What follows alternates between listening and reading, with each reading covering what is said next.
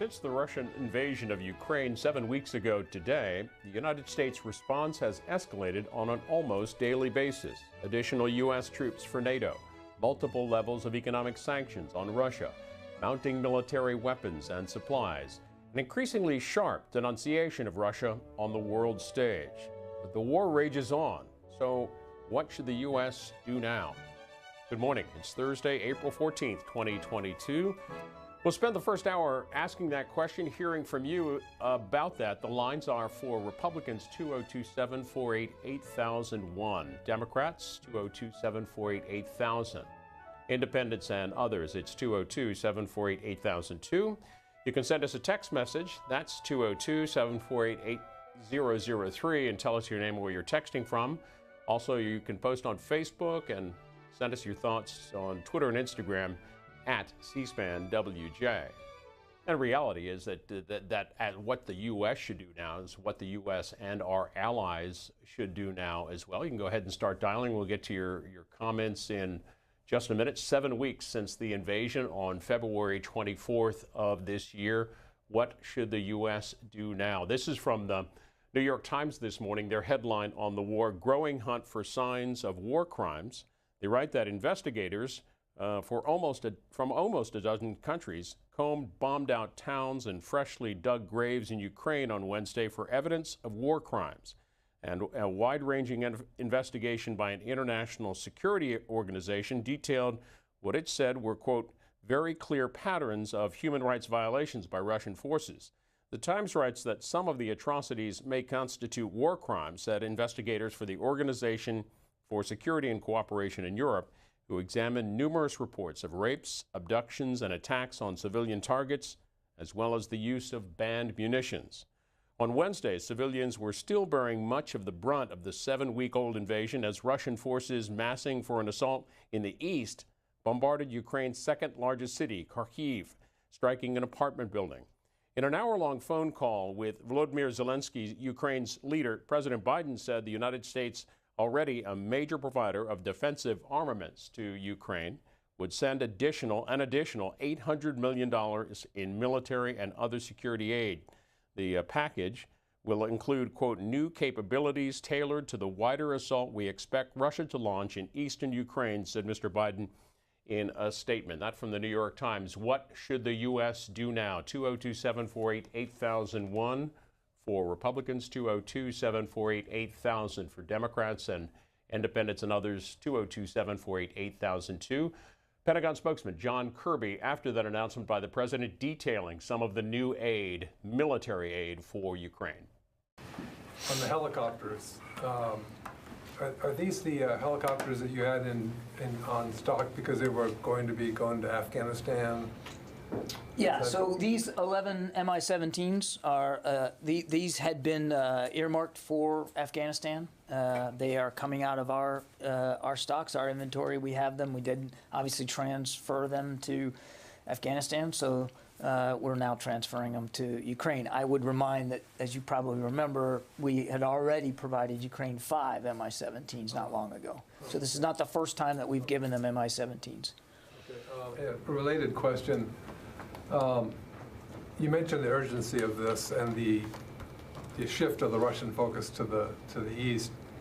Are you also putting an urgency on trying to facilitate in some way transfer of armor from Eastern European NATO member countries who would have tanks or other armor that the Ukrainians would be familiar with? Is that moving forward? Or? Yeah, I would, without talking about other sovereign states and what they're providing, I can tell you that that there are at least a couple that are providing armor capabilities, tanks, largely T-72 tanks, which the Ukrainians know how to use, are trained on, and they are getting some transfers of tanks from other countries in NATO. But I'd leave it to those nations to speak to that more specifically.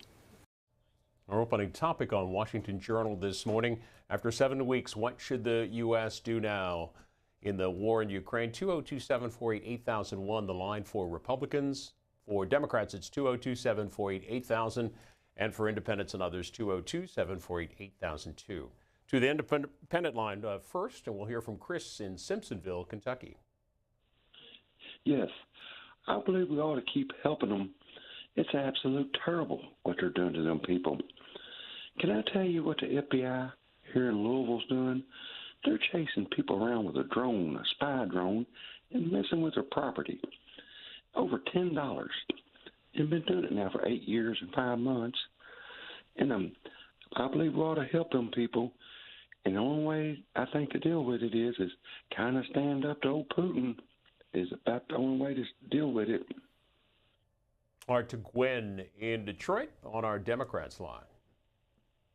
Hello. What I wanted to know is you don't hear much about what Israel is doing. What are they contributing? What are they? You don't hear anything about Israel or China. You know, because I heard China was, they did say that what Russia was doing was wrong. But I haven't heard anything from Israel, and they're supposed to be our allies, you know, and I want to know, are they standing with Putin? You know, what are you going to have someone come on to ask them that question? What is Israel doing in regards to the war in Ukraine? That's all I have to say. Thank you. All right, good morning to John in Rhode Island on the Republican line. Your thoughts on what the U.S., what our allies should do next? Well, here's the situation. I know warfare quite well in history. I don't want to toot my horn, but here's my point. In World War II, for example, the Russian forces withstood the best army in world history, the Wehrmacht, which was the best, but it's not stated on TV too much. Okay? But the Russian forces, they're not using all their power, all their abilities. And if Putin is cornered, he will not allow Russia to collapse like the old Soviet Union. I sincerely believe he'll launch a massive strike. Good day, sir. Okay, to Vincent on our independent line, Brooklyn, New York. Hello there. Good morning. Morning. Good morning. How are you? Thank you for taking my call. What should the United States do? America should stop the weapons dump in Ukraine that would ultimately require the purchase of new armaments. So basically what they're doing is just, I guess, trying to refit the American military or NATO's military. It's interesting that over 25 African countries is standing in support of Russia because the United States supported apartheid in South Africa. So this is more involved than just a small country like Ukraine. And basically, I never get involved in white-on-white crime. So I hate to divest, but America need to wake up, spend that money at home, right here in America. We need our infrastructure restored. We need college loans forgiven, especially for people that's already over 50, 60 years old. So there's a lot of things we could be doing and just negotiate with Russia, respect their sovereignty. Thank you. Previous caller had mentioned China. What is China doing? China was criticized by the Treasury Secretary yesterday. The headline in the New York Times, Yellen tells China it's time to push Russia to stop its war in Ukraine. Here's some of what she had to say yesterday. The war in Ukraine and sanctions against Russia highlight the pivotal role of China. China has long claimed to hold sacrosanct key international principles, including those enshrined in the UN Charter with respect to sovereignty and territorial integrity. Whatever China's geopolitical aims and strategies, we see no benign interpretation Oh, what's up? I'll be with you in a little bit. invasion, nor of its consequences for the international order. China cannot expect the global community to respect its appeals to the principles of sovereignty and territorial integrity in the future if it does not respect these principles now when it counts. China has recently affirmed a special relationship with Russia. I fervently hope that China will make something positive of this relationship and help to end this war. Going forward, it will be increasingly difficult to separate economic issues from broader considerations of national interest, including national security. The world's attitude towards China and its willingness to embrace further economic integration may well be affected by China's reaction to our call for resolute action on Russia. By the way, you can see all of that event from yesterday right now in the C-SPAN Now mobile app and online at cspan.org. Question for you about what should the U.S. do now in the war in Ukraine? More of your calls in a moment. Some other news this morning. This is from the Financial Times. They say breaking news, Elon Musk has made an offer to buy Twitter with a bid that values the company at $43.4 billion in a move that could turn the Tesla chief executive into a social media mogul. And on the topic this morning, keep getting them what they need while being smart. Exactly what President and Vice President are doing. At C-SPAN WJ is how you tweet us. We'll go to Oliver next on the Democrats line in Falls Church, Virginia. Good morning. Morning. Bill, can you hear me? Yes, I can. Oliver, go ahead. Look, I just wanted to say good morning to you. I appreciate it when you're the host of the show. Listen, give me a minute. Listen, it is such a blessing that Joe Biden is in the White House. I couldn't sleep at night with Donald Trump in the White House. I can sleep now at night knowing that Joe Biden is handling this country's business. The Ukrainians are got to be blessed that Joe Biden is in the White House. No telling what Donald Trump would have done if he had been in the White House. Which you could see his love of Vladimir Putin. He even called the invasion a genius. He was a genius for the invasion that is killing women and kids. It is a blessing that Joe Biden is in the White House. Thank God for Joe Biden.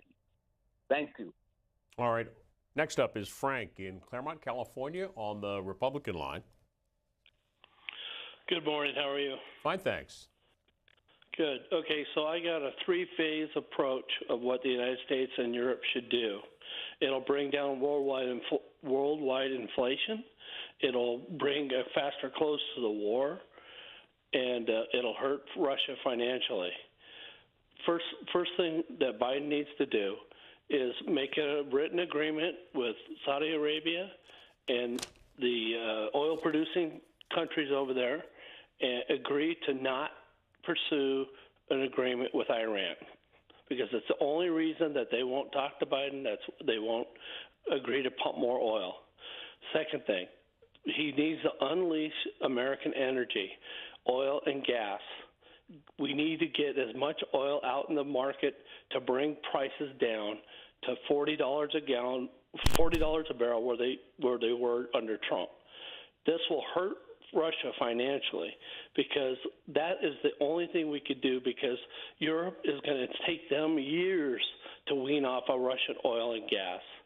The third thing we need to do is Europe would instead of trying to stop importing Russian oil, what they should do is put tariffs on Russian oil, about 25%. You don't want to do too much, because then Russia may cut them off. But if you tariff the oil and gas that they buy from Russia, that money could be sent to Ukraine, and Ukraine can buy their own weapons, and us taxpayers don't have to keep spending our money to supply Ukraine with weapons. Then it's going to take, what I've seen, it's going to take somewhere between $100 billion and $150 billion to rebuild Ukraine. That keep those tariffs on Russian oil and gas for as long as it takes to completely rebuild Ukraine. So you're saying with those tariffs that's a way that Russia itself would actually pay for the rebuilding of Ukraine? Yes, and supply military weapons to Ukraine. In the beginning, that money would be used for Ukraine to buy the weapons that they want, and as many as they want. Because if you're buying $1 billion a day of energy from Russia, that's $250 million a day at 25%. That's $7.5 billion a month. With $7.5 billion a month, they can buy a lot of military equipment. If it takes $150 billion to rebuild the country, they'll be getting $7.5 billion a month to rebuild their country once the war is over. And if anybody thinks Putin's negotiate a peace, that's never going to happen. He has to be defeated. And this is a way that all the taxpayers around the world don't have to pay for this equipment that we keep giving them for free. And they will also get the money to rebuild the country. Short term, though, Frank, will that defeat him militarily? Damn, they are. I was like, let's finish this dude up. Let's see what he has to say, and like, let's have him move on. But man, the dude is talking today. He is interested in what this guy has to say. What's shaking, bacon? Good morning, everyone. It is the 14th of April. Make sure to do your taxes. I think it's due tomorrow or something like that. How's it going, everybody? I'm a little tired today, but you know what? I'm taking it easy. I got an easier day than normal, so I'm just gonna like start it off feeling groovy, and we're gonna have a nice time. Always gotta check in with yourself. You know what I'm saying? Like you can't push. We're trying to push ourselves to the limit, but we can't push ourselves too hard. We gotta respect our limits. Oh, there's a kitty. Hi, kitty. Anyway. This is a fun conversation. Really, really good topic today on C-SPAN. We're talking about Russia, and what should the U.S. do with Russia. This is a good conversation. Every single American should give a shit about this. It's always weird as hell when you have to think about war halfway across the world. But we're in the United States, so everything's halfway across the world. The reason we care about this, okay? It has a lot more to do with strategic resources than it does with a lot of other things, all right? This is the first time that Russia has been heading toward Europe. Every single time for the past 20 years, he's been declaring war on other countries. He's been doing it in places where, like, outside of the first world. This is the first war waged on the first world's doorstep since World War II. Or, I mean, that's like at least the first like super significant one that everyone cares about. And the reason everyone cares about it is because the adversary is Russia. Russia has planted themselves strategically and economically in a very, very vital spot for the rest of Europe. Europe is not well endowed with very many strategic resources. They do not have oil. They do not have gas. And so they have to import a lot of that in order to fuel the first world that everyone is very comfortable with. And to do that, they do it by importing from Russia, who has some of the largest natural gas resources on the planet. We, as a country, ever since the Ukraine thing started, we as a country have easily been able to cut off ties with Russia, but other countries like Germany rely 70% on Russian natural gas, and countries closer to the border of Russia rely almost 90% on natural gas. And this means that any abstention from the war, we're just going to leave ourselves out of this and keep neutral, basically. Well, like there is no abstention for the war because every dollar that goes to natural gas funds this operation. And even right now during the war, while Germany is actively sending its arsenal to Ukraine to aid them in the battle, they're also buying Russian natural gas. And they can't not, at least at this time.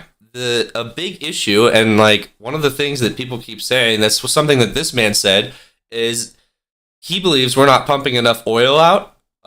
We are. But it's a supply chain issue, kind of. There are only so like really the way that we would be able to, the only solution that we would have to be able to assist our European allies right now is they're trying to get off of Russian natural gas, which is a process that's going to take over like almost 10 years and billions of dollars to do. Is we could send liquid natural gas to them, but they don't have the facilities to turn the liquid back into a gaseous form on the other side of the shipment, which means that they can't do anything with the oil even if we sent it to them. They can't do anything with the oil or gas that we send to them, even if they tried, because they don't have the refineries to turn that into the proper energy sources that they need. And like that's this is the vital situation that we're in, and this is why we're taking such a hard stance against Russia, because they have Europe by the balls as far as energy independence. And Europe is recognizing how big of a problem this is, but they have waited way too late for, to be able to like handle it. You know what I'm saying? 1 second, I gotta.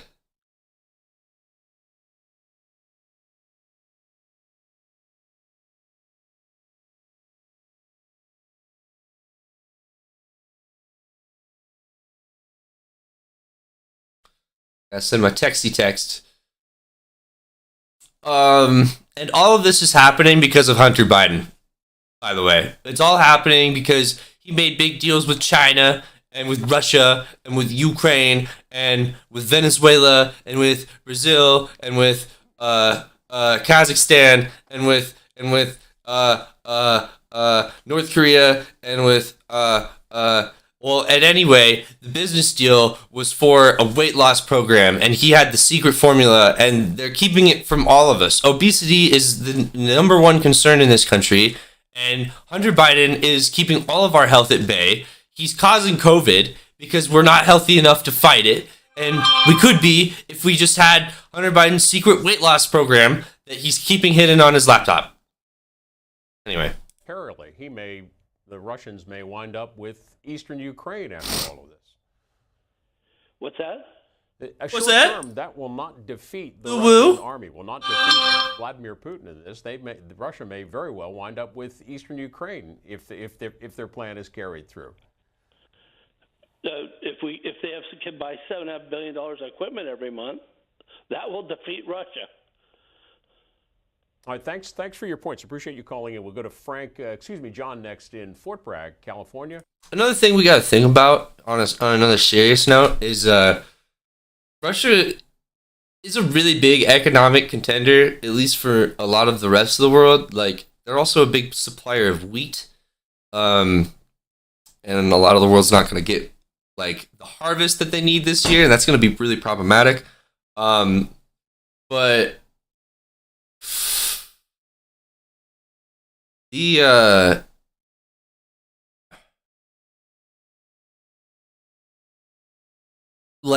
Russia needs an out almost. If we want this to turn into something that is like similar to what we had before, where all the countries are where all our countries are trading with each other effectively, or at least most of the big ones are, like we really need to we really need an opportunity for Russia to have an out here. The problem is Putin's being really fucking stubborn in negotiations right now. And, I don't really think he's interested in that, in having an out right now. I think he's interested in just blowing Ukraine to dust and scattering its ashes across the wind. Like, at this point, I think he's just pissed.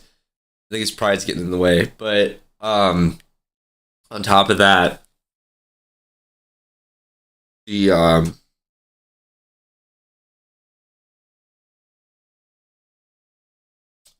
but if this continues, then we are going to have an even bigger issue of like kind of a newly emerged Eastern Bloc that is, which is going to be really I don't know how China's going to react to that, but it's going to be interesting to see how other countries respond to that and like how that continues forward. Because like, I don't know, we've been like, even just right now, we're like suffering. Like we're adding like 3 hours to flight times and stuff like that. And then like the airports want to just like price gouge us even further because gas is expensive right now too. We're doing way better than other countries right now. Like Lebanon has like less than a month of wheat left. Like they're like probably running out as I speak. So, you know, and Russia and Ukraine are like the big suppliers to them. And then like Russia and Ukraine are literally the sole suppliers of wheat to Egypt. And Egypt's a fucking huge country. So yeah, this is like everything happening right now you should give a shit about because it's gonna get worse. It's gonna get worse. Go ahead. Democrats line. Thanks, Biden. Good morning, sir. Being that we're still acting like knuckle draggers, the world needs knuckle draggers against the Russians. We're doing that. You know, when doing everything short of war right now. Hitler started his campaign. Because people are worried about nuclear war, and like that's quite possible. But the alternative is regular war with Russia, and that's gonna take months, if not years, to accomplish. And like our fucking boys are gonna have to go out there. Everyone else is gonna have to send their fucking people out there. I should say our boys, our troops. We got more than just boys in there now. But then, you know, on the other side, we might actually win it in just a couple weeks because that might be the time we showcase the robot army. Everybody said, "Oh, he won't do that. Oh, he won't do that." Oh, you don't know about the robot army? We're in that same situation. Unless the European Union and the United States and all the enlightened people of this world make a unified effort to stop him in Ukraine. You know, I saw the videos of all those columns of Russian tanks and we're literally doing that. Carriers, but like Ukraine's not part of NATO, does not have so the world can't go to war with them. 130 aircraft. You know what 1 or 2 of those planes would have done to that? Right now, NATO's having a proxy war through Ukraine. This is another thing we got to respect, okay? Zelensky is not asking for people to send troops. He doesn't want the rest of the world to send troops into Russia. He wants guns. He wants tanks. He wants aircraft. That's what he fucking wants. And like it makes sense because like right now they're doing really, really well in Ukraine and they're even able to start a counteroffensive. They've been able to like a big strategy that Russia has is if they're not doing too well on their offensive, they'll hang back and they'll just bomb shit. And like every time they've tried doing artillery strikes, the Ukrainian counteroffensive has been really effective at getting through. We're almost at a point where if they could take enough territory back, they could be going into like former Ukrainian territory and be taking like Crimea and like things like that and start really fucking sticking it to the Russians and making them feel this. And but they need armor to do that. You really need armor to do that. You need tanks to roll in and secure positions. You need jets for air support. And you know, they have some of that, but they need more. We're sending more too. 2002, and we have come from, you know, never again to here it is again. And it's so real. Knuckle dragon. Ukraine has been turned to rubble. And it's our fault at this point. Like, what should the U.S. Not all of it, but a lot of it. Its allies, really. Cliff is in Tulsa, Oklahoma. Good morning. Republican line. Yes. Independent line. Go ahead. Yeah, a little history. I live in the oil capital of the world, and $11 a barrel oil is what killed the Soviet Union, not Ronald Reagan. I think, like the earlier callers, we have the resources to stop this quickly if we could get the resources to the battlefield. There's And the other thing I haven't seen is where's all of our so-called contractors that we used over in Iran that give us such an advantage, the Blackwater Group and all the Black Ops guys. Damn, bro. Because this is not that big of a war if we attacked it like it was us instead of the Ukraine. Well, it's not us, it's This Ukraine. is from the Wall Street Journal. Their headline: Russia steps up attacks on Mariupol. Russian forces. Russians are using conscripts right now. They're using Syrian conscripts right now. It's fucking wild. Inside the besieged port. Assad is helping the war. Early Wednesday, a day after Russian President Vladimir Putin said peace talks with Kyiv had reached a dead end as troops from both sides exchanged fire ahead of an expected increase in violence. Some comments on social media and via text. Mary Lane says this: President Biden should give President Zelensky every weapon our military has if it means saving one Ukrainian life. Ukraine is our ally. We must defend our allies across the globe or next door. America is the world's police force. Dave from Annapolis with this text says, I don't want to wait until the Russians kill 6 million Ukrainians like the Nazis did to the Jews. Russ in Santee, California: Biden thinks money grows on trees. 800 million here, $1 billion there. Who's counting? He doesn't care what a strain it puts on Americans. The worst president ever. His press secretary, Jen Psaki, yesterday at the press briefing was asked about the president's comments, calling the war, the efforts, the acts of the Russians, the Russian military in this war, a genocide. Well, he called it a genocide yesterday, not once but twice actually. God, this Onion article's wild. This is from the Onion. Confused Russian soldier was told Ukrainians would be happy to be summarily executed in street. It's becoming clearer and clearer each day that it is Putin's aim to wipe out the idea of being Ukrainian, that we're seeing greater brutality increase day by day. And some of that, I will note, is because we're gaining greater access to areas. We have more. Putin wants people to believe that there's no difference between a Russian and a Ukrainian, when there very much is. There very much is. Intelligence on what's happening in areas. Leaders are speaking out more about it, and frankly, there's also reporting about what is happening on the ground. But to give you some specifics, I would note that, of course... And mind you, this is the exact same thing that he said invading Chechnya.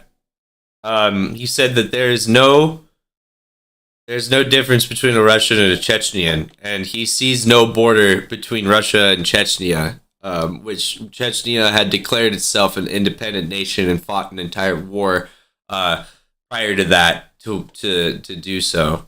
It was really just a ceasefire. They ended up winning, but what we saw in Bucha was not an anomaly, as you because you're fighting Putin. Search towns that Russian forces previously occupied as they're pulling back and moving to the east.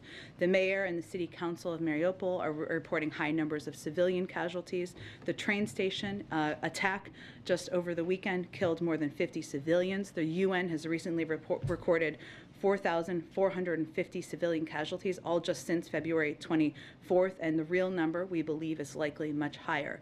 The OSCE's Moscow Mechanism report today found clear patterns of international humanitarian law violations by Russian forces by targeting hospitals, schools, residential buildings, and other locations where civilians are sheltering. And we've also seen, I think, from the beginning of this, Kremlin rhetoric and Russian media deny the national identity of the Ukrainian people, and the Kremlin has launched a full-scale assault on the sovereignty of the Ukrainian state and its people. So the president was speaking to what we all see, what he feels is clear as day in terms of the atrocities happening on the ground. As he also noted yesterday, of course, there will be a legal process that plays out in the courtroom, but he was speaking to what he has seen on the ground, what we've all seen in terms of the atrocities on the ground. And news this morning from the war. A report here from Reuters. The headline: Russia says crippled warship to be towed back to port as Ukraine claims a missile hit. They write that Russia said it's the crew of its Black Sea Fleet flagship were evacuated on Thursday, and measures were being taken to tow the ship back to port after an explosion of ammunition on board that Ukraine said was caused by a missile strike. Russia's defense ministry said the fire on the Soviet-era missile cruiser Moskva had been contained but left the ship badly damaged. It did not acknowledge that the ship had been attacked and said the cause of the fire was under investigation. Opening question for you: with the war in Ukraine, what should the U.S. do now? We'll go to Harold in U.S. Greenwood, Indiana. needs to Republican reveal Hunter Biden's laptop so that we can get the launch codes for the weight loss detonator. Russia does win. Do they inherit all of this equipment? Do they get the missiles? Do they get the tanks? Do they? We haven't given them shit. Like, and yeah, if they win, they kind of do. But like, we haven't given them shit. Like we specifically, we give them like equipment that they know how to use, and that is not our state of the art fucking military equipment. That's like stuff that we've like bought from Russia or something previously. Like we're given a lot of I don't know. The equipment we give them is not like the same thing that we're given like, and this is the same with Afghanistan. Like we didn't give them like the coolest helicopters in the world. We gave them like the old helicopters that like, you know, could still function and were operable, but like fucking we were cycling out anyway. So it's not like they're getting much from that victory. Fucking, and Putin would rather have everything destroyed anyway. Like, Putin's ready to fucking cover the like, Putin's ready to destroy the entire Ukraine and rebuild it from the ground up. He doesn't give a shit. What he gives a shit about is the fucking, that little line in the sand that he gets to draw between himself and NATO. And, like, let's just fucking pull a map up. Let's do that for a hot second. We'll get some music going, and then we'll look at some maps. We'll look at mappy poos. Oh my god, why the Ukraine no-fly zone won't ever happen. That's such a fun time to think about. We'll watch that later. Copy, right, free music. There we go. Boom. Okay.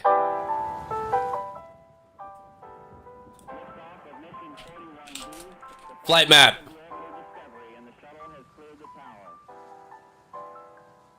I love looking at the flight map. It's my favorite. Let's start from the United States. Let's go take a flight. All right, we're gonna take a little flight from where I live. I live here, Fort Collins. So I'm gonna go drive down to Denver now. Take I-25. Now we gotta take the we're gonna have to take the Colorado East 420 or 470 exit. All right, there we go. Denver International. Bam. We're gonna take a little flighty poo. We're gonna fly from the United States to our friends in Japan. No, we're gonna go to Europe. Taking our little flighty poo. We're gonna have to stop for gas. So we're gonna stop for gas in. Well, we gotta take our first flight from Denver to an international airport. So like San Francisco, bam. Now from San Francisco, we're gonna go across the ocean.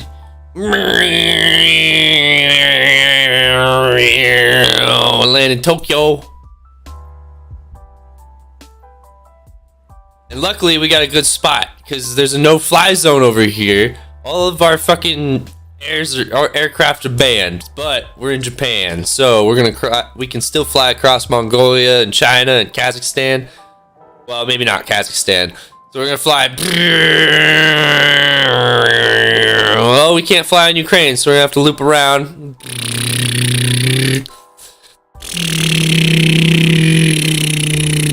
Where's Poland? Where's Poland? There's Hungary. Where's Poland? There's Poland. Bam. We're in Warsaw. All right. Let's look at some shit. Here's Ukraine. All right. Ukraine's a really big country compared to all these other countries. Like, Ukraine is like one of the biggest countries in Europe right now. And like, Ukraine's on the border of the East and the West, so it kind of gets this choice, you see. It gets to choose, like, do I want to be a Russian or do I want to be with the West? And they decided at some point that independence was pretty cool. But, all right, if we're going to look at this on like a territory, I wonder if there's a territory map. Russia war map. This might be a little more... Nah, not really. Okay. So, they already have the Crimean Peninsula. They already have Belarus. They won Belarus, like, through some soft power bullshit with their dictator and stuff. Troops ran in. They didn't fire a single shot. This is the whole border of Ukraine as it stands next to Europe. Now, right now, they're kind of just talking about getting, like, this. But what he really wants is this. And if he successfully wins this war and wipes Ukraine off the map, which is, like, in his eyes, probably more strategically valuable at this point than just getting those independent nations that he declared, he could take this whole borderline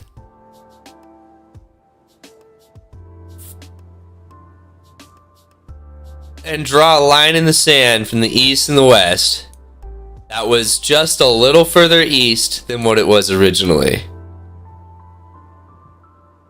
It used to be like here.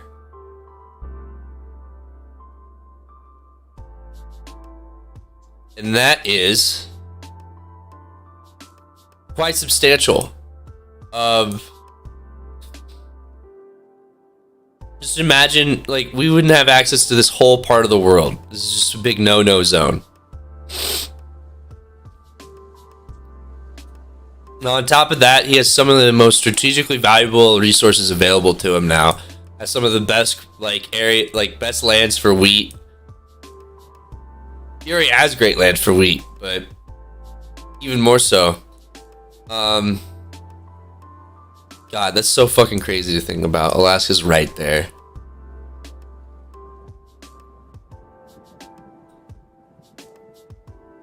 So yeah, it's quite substantial if Russia wins this war. And then, like, who knows where our dealings with Russia go after that? Like, what do we do? Because, like, they're gonna remember all the people that helped fight against them during the Ukrainian war. They're gonna keep that in mind. So it's not like we can just be like, oh, hey, Russia, you won. Yeah, we're gonna trade with you some more. You guys want some money? Unless they're really in deep for fucking cash right now, which they kind of are. Russia is offering oil to anybody at any price. He said, name your price. He's just trying to get some more fucking money right now. They get the billions of dollars equipment.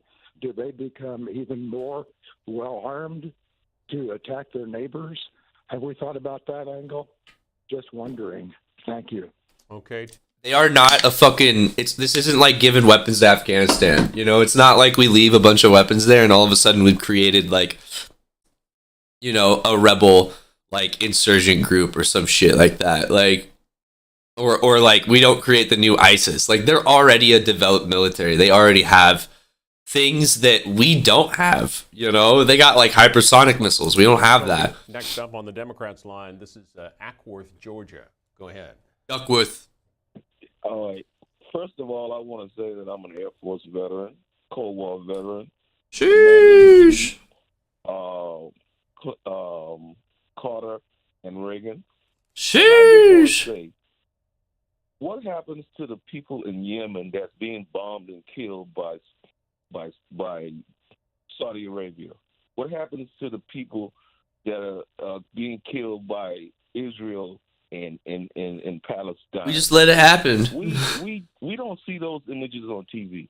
Now I hate what's happening to the people in Ukraine, but we as Americans, we need to look at the whole picture here.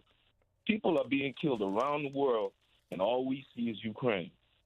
This is like a whole country destroying an entire other country, you know? Like, in places like Yemen, shit is kind of already destabilized and stuff. I don't know. The lines get really fucking blurry and shit. And that's also kind of why, like, America can intervene more in certain operations in the Middle East. Because, like, a lot of this stuff isn't, like, stuff between countries and other countries. It's, like, stuff between countries and, like, rebel insurgent groups and, like, fucking, like, you know, weird religious like jihadist like armies and shit. I'm an Air Force veteran, and I love this country. I'm a descendant of slaves. But we helped build this country, and when we spend our money, let's spend our money wisely on around the world. Let's spend our money on some people in Yemen, that's being killed by Saudi Arabia. We don't hear nothing about it. That's what I want to say. I just want everybody to be wise. Let's just not think about Ukraine. This stuff is going around the world. All right, our next up is Ernie in Monessen, Pennsylvania. Yeah, I just want to pick up on what this fellow just spoke. We should be concentrating on what's happening in this country. We got infrastructure that needs billions of dollars to be repaired. Billions of dollars. Our economy is in the tubes. Prices are going up and up. There's going to be food shortages. There's going to be all kind of problems here, and we're worrying about a region, Ukraine, which isn't a recognized state. It's not a recognized country. Yeah, it is. It's like a territory. No, we recognize it as a country. What the fuck is this about? Ukraine is a country. Ukraine has been a country. Like, they have whole cities. Like, they call Odessa the center of the world. Like, holy shit. This lady's been watching like Newsmax or something. Like this, I don't know. This is some Russian propaganda a little bit. But another thing, everyone needs to fucking, I don't know. Okay, worry about the economy, but like worry about you. That's what you need to start fucking doing. All right, you need to stop worrying. Stop putting your nose in other people's business and just fucking worry about you. Because the thing is like when the economy hurts, it hurts everyone. There's no person, there's no single company, there's no single entity that is not feeling this and doesn't want this to go away. That means everybody's working on it right now. Everybody's doing what they think they can to make the situation better. And that's what you need to do too. Because if you're just yelling at everybody, you're probably impeding their progress. Our biggest, like, pretty much anybody who's had anything to say on the economy and why it's bad right now, anyone who's like smart, they're saying it's supply chain issues.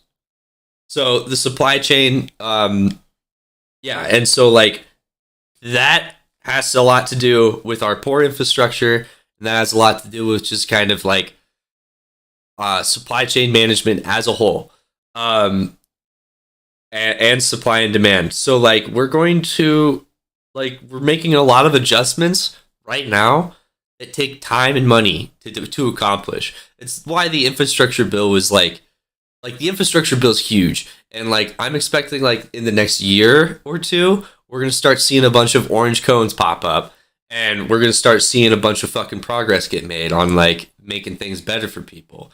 And like, I hope to God Denver fucking nuts the fuck up and starts making starts making some situations in their traffic a little better, because God forbid, man, like sitting through traffic is just guaranteed now, and it like used to not be that way.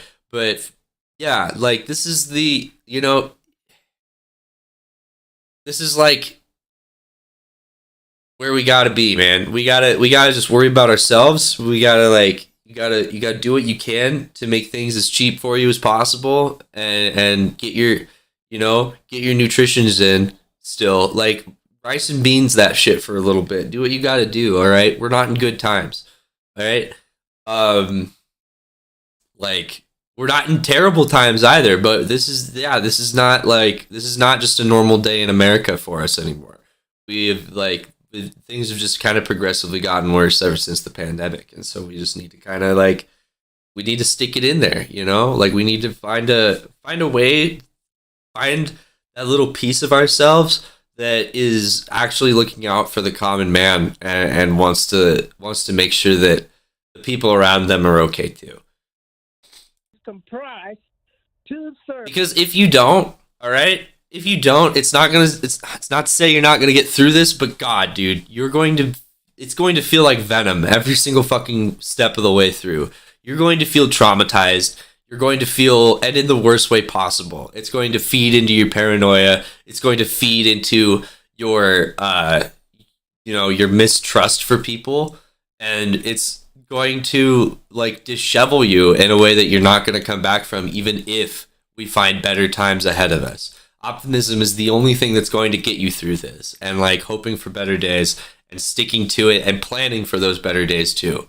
Like not being like, oh, it'll like not doing nothing and expecting better times to come tomorrow. Actually taking the steps to improve your life so that you can find those opportunities and actually make your ends meet. That's all we can do right now. Russians. They speak Russian. Their allegiance is to Russia. Like, it's going to be amazing to see.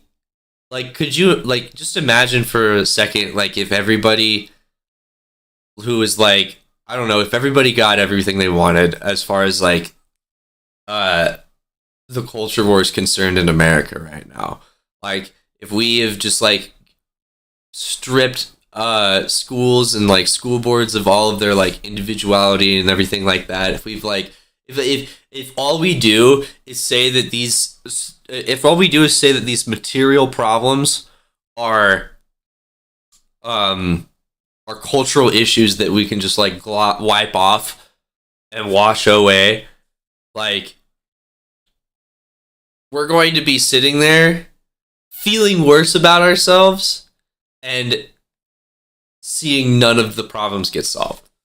Their religion is Russian Orthodox, and we're over there trying to split hairs with this regime, this phony Zelensky, who was a comedian until 3 years ago when George Soros put him in. But George Soros put him in.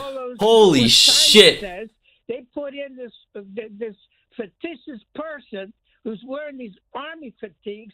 That guy can't even fire a gun, and he's a commander with army fatigues. This lady's crazy. Oh my, we're being overwhelmed. We've got to concentrate what should be America, because America has been disappearing.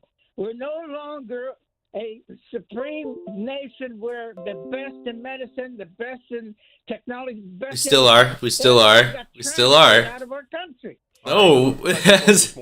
What should the U.S. Literally, like, to this day, some of the biggest jobs you can get is in healthcare. Like, if you want to find a field where you're not going to get any competition, like, you don't even have to be a doctor. Healthcare administration, engineering, research, healthcare consulting, all these jobs are like still huge, and it's because healthcare is one of the growing industries in this country because people need it. It's the one thing people need the most is to not die, and that benefits healthcare because if more people are not dying, they get to sell more pills.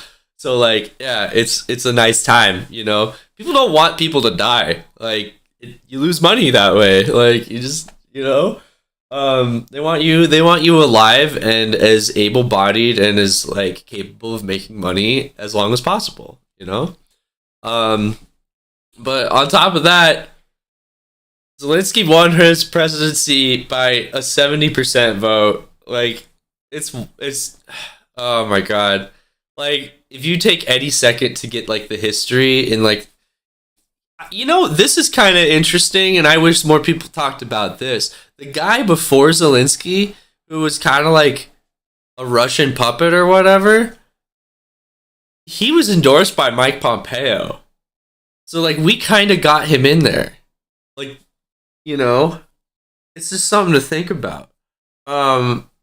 Nobody talks about that. They just skip it, and they just say that Zelensky's not a real leader, which is just straight out of the Russian playbook.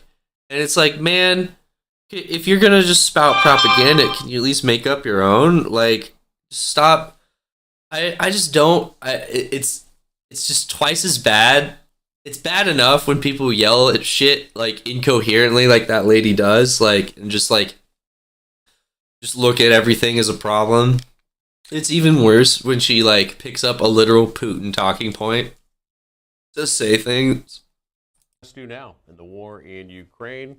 The lines for Republicans 2027-488-8001, Democrats 2027-488-8000, and for independents and others 2027-488-8002. CBS and YouGov had done a number of polls this past week on what people think about the war and That's what so should be done big. in their polling, which came out late last week. Should the My mom's like, I need a zip code, and I've lived in like 3 different fucking places in this past year. People said they should. In terms of the Russia's invasion of Ukraine, should the U.S. keep up on economic sanctions on Russia? 78% said yes. Send weapons and supplies to Ukraine? 72% said yes. Send U.S. troops to protect NATO? Already there. 63%. And the number of people surveyed that said send U.S. troops to Ukraine, just 25%. Good. Robert Gates, the former defense secretary, speaking yesterday, spoke about the proper role of the U.S. during the conflict. Here's what he said. What we do have is a unique convening power. No other country could have put together, could have roused the NATO alliance and put together the global coalition against Russia that the United States has put together. Just a fact of life. Nobody else could do that. That's where we have a capacity to be a leader. So rather than say, we're going to be the preeminent power or whatever, I would say we have a responsibility to lead democratic countries. And frankly, the challenge to their interests, we have benefited in a perverse sort of way from the behavior of Vladimir Putin and Xi Jinping, because it's caught the attention of other countries around the world, not just our NATO allies, but Australia and Japan and in Vietnam and others, that these 2 powers are a risk to them, that these 2 powers are bullies, and that they want to take over and be the preeminent power.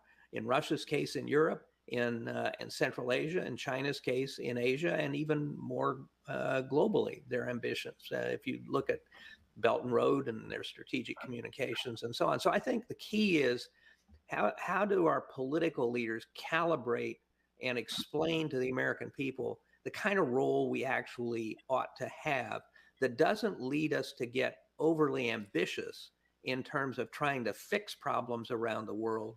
But when there are challenges to our interests, we have the ability and the will to bring together alliances of others with others to protect our interests and theirs as well. You can respond to our opening question this morning via text as well. That's 202-748-8003. Tell us your name and where you're texting from. This is from Michael in Portland, Oregon, who sends this. He says that time has long passed for us to stop relying on sanctions, threats, and brave talk. We must militarily intervene on the ground, air, and sea. Jesus Christ. That's what it takes to make the relentless, brutal shelling stop. Of course, we don't want a nuclear war, but we can't be frozen into... That's what turns into nuclear war. That happens. So boots on the ground, planes in the air, and we do what we should have done from the start, confront the monster. Jesus. That's Michael in Portland. A tweet here saying the U.S. may be doing too much already. We started giving Ukraine sophisticated weapons. That, says Milan, is escalation. And this one says, continue to strengthen NATO to make it very hard for a Republican to come in and try and dismantle it again. Steve is up next on the Republican line, Hanover, Maryland. Good morning, Steve. Yeah. Good morning, Mr. Scanlon, and thank you for allowing me to express my opinion on this. Unfortunately, what the United States has to do right now is to wait for the French election. If Marine Le Pen is elected, I am afraid that they will pull out of the alliance. I mean, that would be the worst case scenario. Really? Now, if we were to go in right now into Ukraine militarily and Le Pen was to get elected, I could foresee where we would be stuck with Ukraine. I doubt Le Pen's trying to pull out of NATO. I'm going to look that up. Pulled out after Dien Bien Phu. And then, of course, people would be screaming, this is another failure of United States policy. At least that's an angle that I think we need to examine, and I do think that is most critical to keeping together NATO.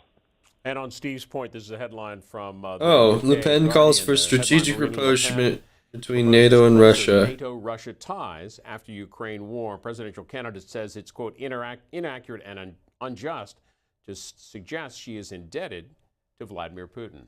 Well, In that doesn't. Clinton, Pennsylvania, Okay. Democrats There's no way that she's doing it because she's basically saying that she's going to call for a strategic reapproach between NATO and Russia.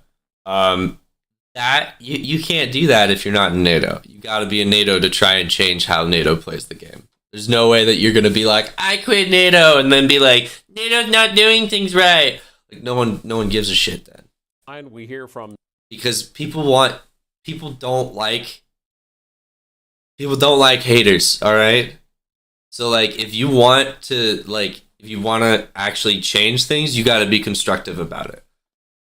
Like taking a stance on things is not the same as just fucking taking down everything that and just shitting on everything that everyone's doing. Taking a stance against something can be done constructively, and it has to if you're going to be working with other countries and stuff like this. Sylvia. Sylvia, Hello? hi, you're on the air. Go ahead. Yes, I think the NATO should get together, have a bounty on Putin's head. On Putin's head. For people a whole lot of money to kill him. I think they should do that.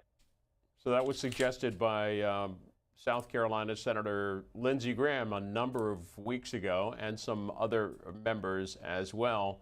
Your feeling is that he should be assassinated then? Yes.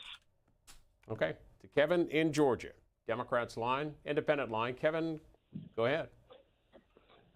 Yes, I don't agree with going into Ukraine. However, though, I do agree with Biden.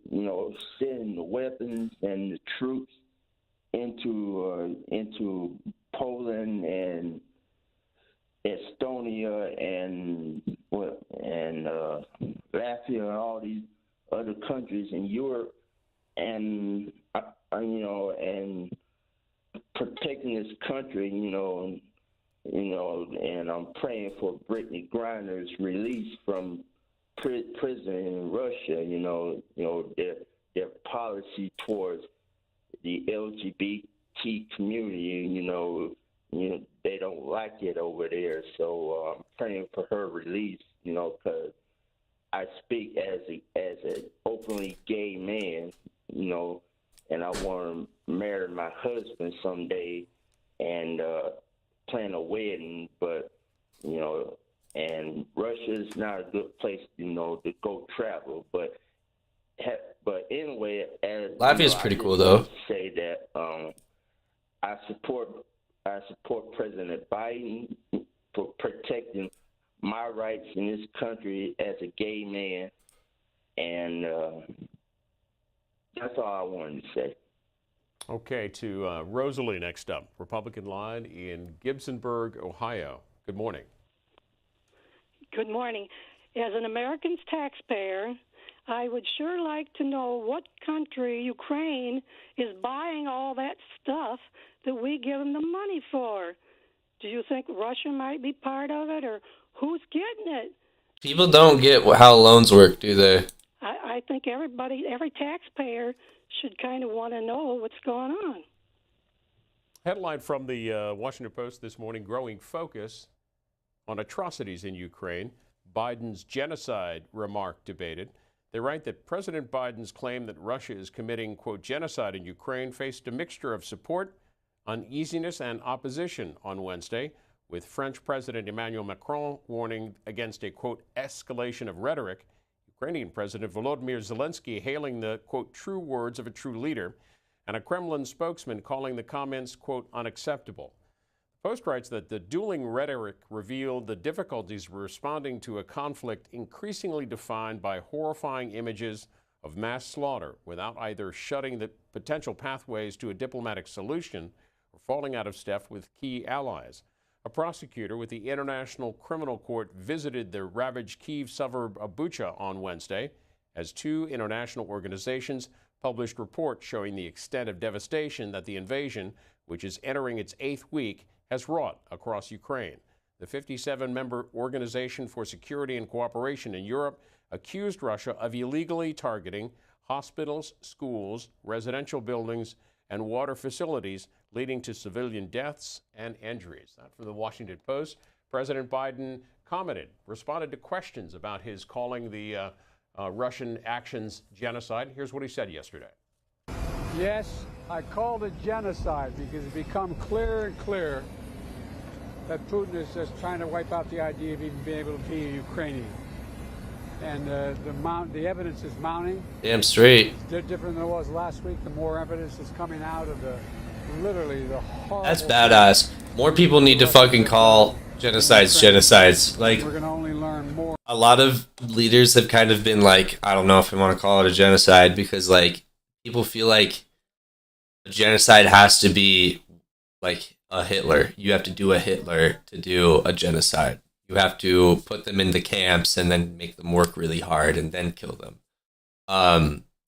You don't have to fucking do that. There doesn't have to be a camp for there to be a genocide. You just have to kill a lot of people. And you just have to exactly. More about devastation. You're killing. We'll let the Lord. You're trying to kill a culture by killing a specific group of people. So you're trying, and like it also means kind of you do a lot of destruction to everything that they've built too. Sometimes it's not as, distinct as that, but like that's another good tell. If you're just fucking blowing shit up and killing people, like it's a good tell that that's probably a genocide. Internationally, whether or not it qualifies, but it sure seems that way to me. A headline this morning in the Washington Examiner, published late last night, Trump joins Biden in recognizing genocide in Ukraine. Former President Donald Trump described what is happening in Russia's invasion of Ukraine as, quote, genocide on Wednesday. His statement matches that of current occupant of the White House, President Joe Biden, who made the declaration last week. Quote, that's genocide, Trump said to Fox News host Sean Hannity. What's happening in Ukraine is people have never seen anything like it before.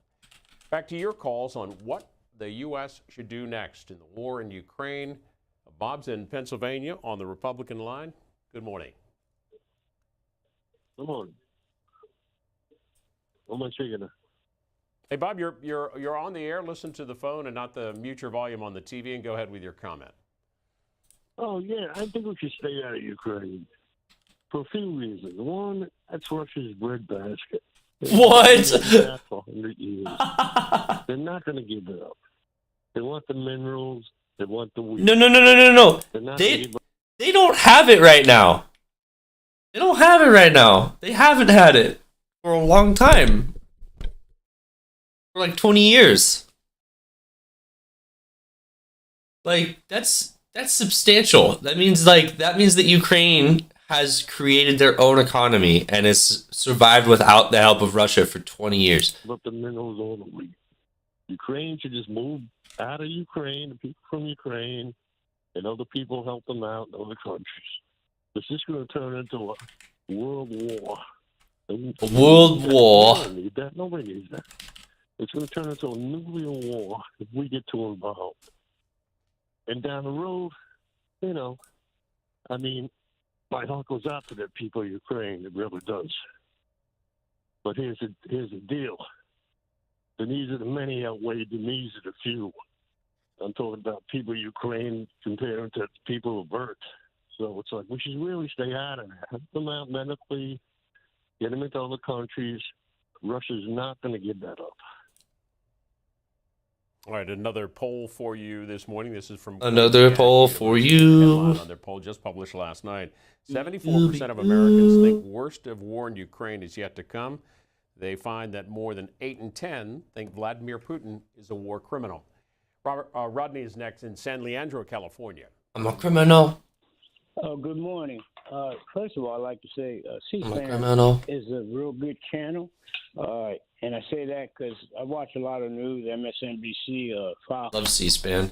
But C-SPAN is really clean. It doesn't seem to have a slant on it. And I know sometimes people call up C-SPAN and they bash C-SPAN for being Democratic, but that's not true. It's just that we have a lot of Democrats in this country.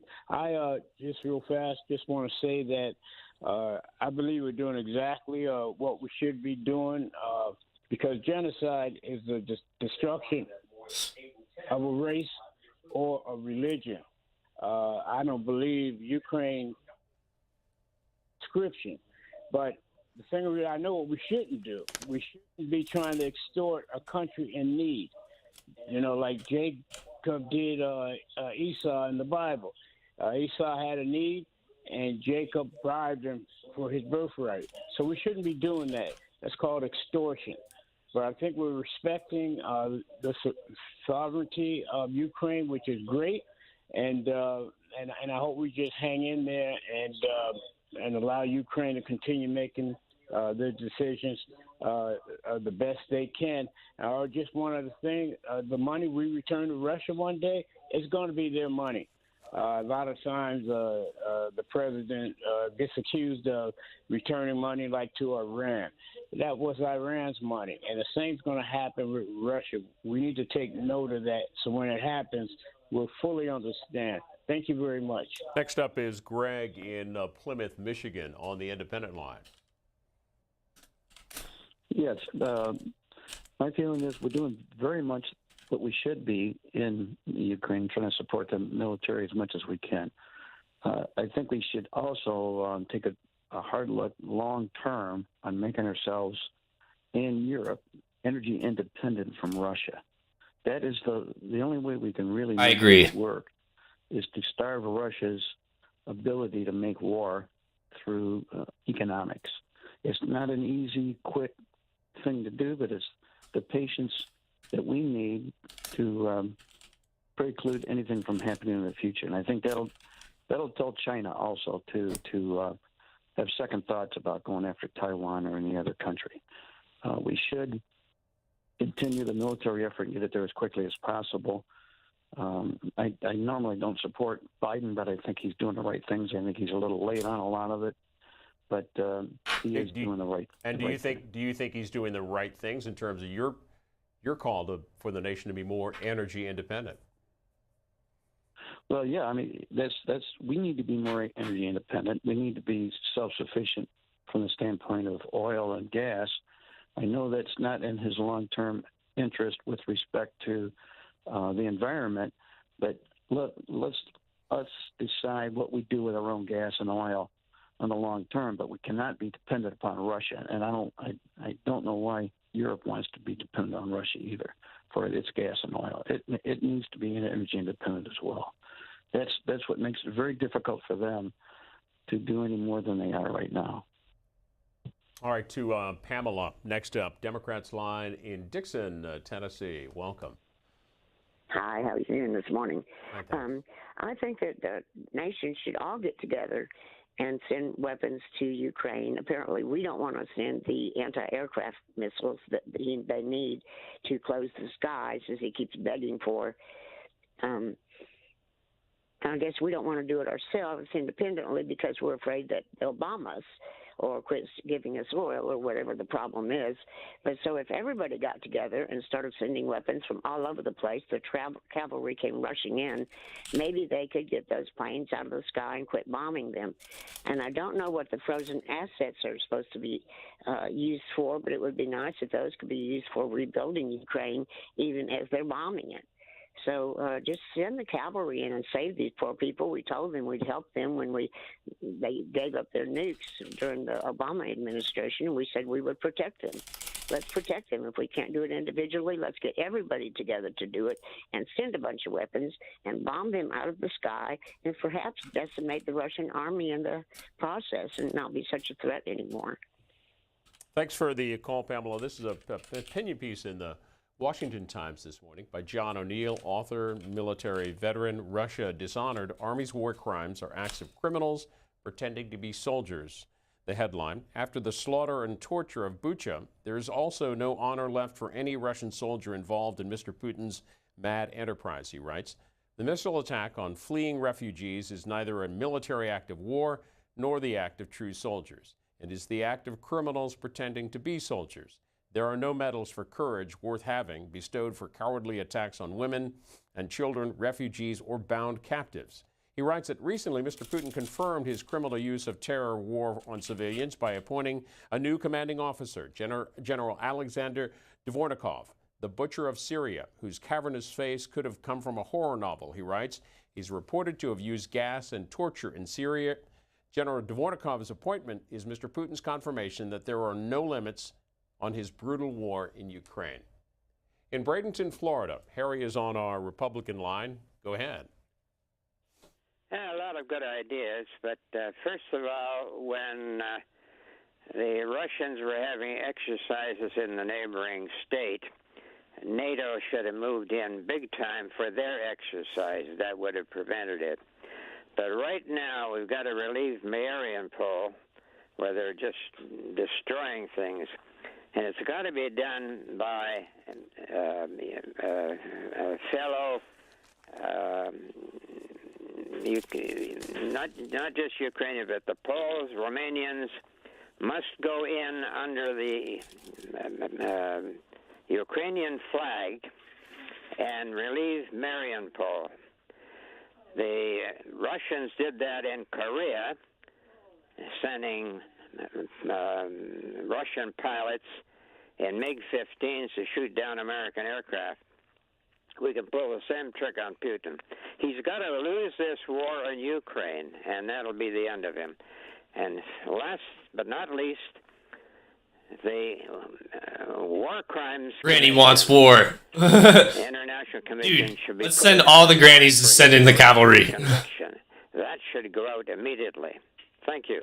The granny line needs to be the first line of offense when dealing with the war in Ukraine, because they are the ones who are the most. They're the ones who are the most dead set on bringing in the troops. They're like, let's just get this over with so we can worry about our border again. I might be oversimplifying this, but it kind of reminds me of someone riding the subway and watching a woman be, assaulted and raped and going, "Oh, this is terrible, but I don't want to get involved." Everyone's reached the point where we understand the atrocities. We watch it on the news, and we bring atrocities. It needs to stop. Whether the UN joins us and goes in, I think we should give them 10 days and say, it's over, we're coming in 10 days, and come in. We could squish them like a bug if we really wanted to. Bro, me too. Games with it, but I don't understand. I'm Like, embarrassed. have you ever had an old lady get angry at you? It's fucking terrifying. Like, it's psychological warfare to the max. That we're watching this happen. And then they have to, like, be okay with the fact that they're just, like, killing people's grandmas. Like, oil from them anymore. if we get a bunch of babushkas, there's fucking no way. Like, if we dress them up as a bunch of little Russian babushkas, like, they're fucking done. They're not killing their babushkas. Thanks for that, Joe. Just to let you know, we'll be hearing from the U.S. Ambassador to the United Nations, Linda Thomas Greenfield. She'll be speaking today at the Linda Thomas Greenfield. We'll have live coverage of that beginning at 12:15 Eastern here on C-SPAN. It's also will stream online at cspan.org, and you can follow it on the go on the C-SPAN Now mobile app. He was a coder, bro. He said this is harder, bro. On our opening topic of what the U.S. should do now in the war in Ukraine, with the war now entering its 8th week, nearly 2 months of the war in Ukraine.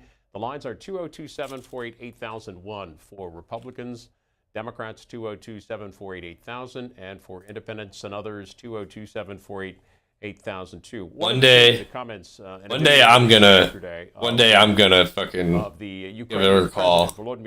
I have to get up in like 4 in the morning if I want to do that. From yesterday. Ukraine needs weapon supplies.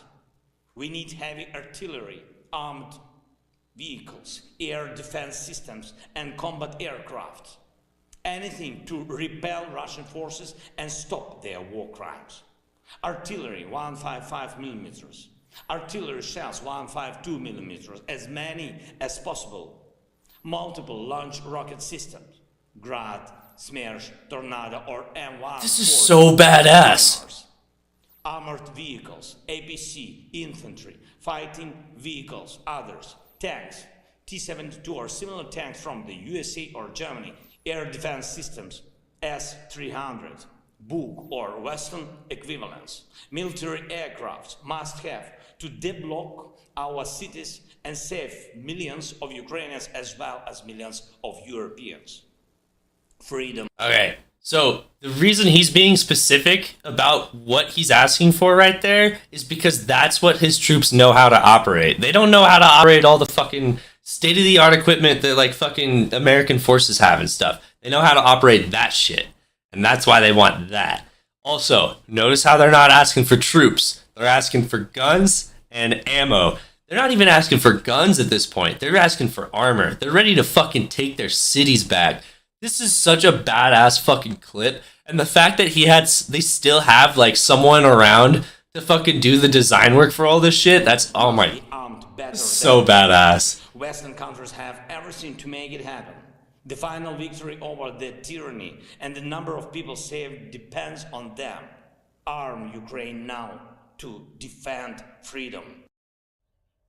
And Add the fuck ass. In Vienna, Virginia, it's Liam on the Democrats line.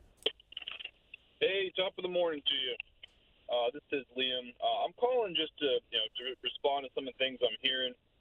I like the notion that we should get the UN involved and kind of have a coalition around this. I don't think the Cold War never really ended for people like Putin, but we are living in the age of hypersonic, multiple warhead nukes that can deliver those payloads.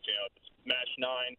So I think we need to be very careful getting involved directly with our troops. But the more we can bring in our allies and defend Ukraine for freedom, the better.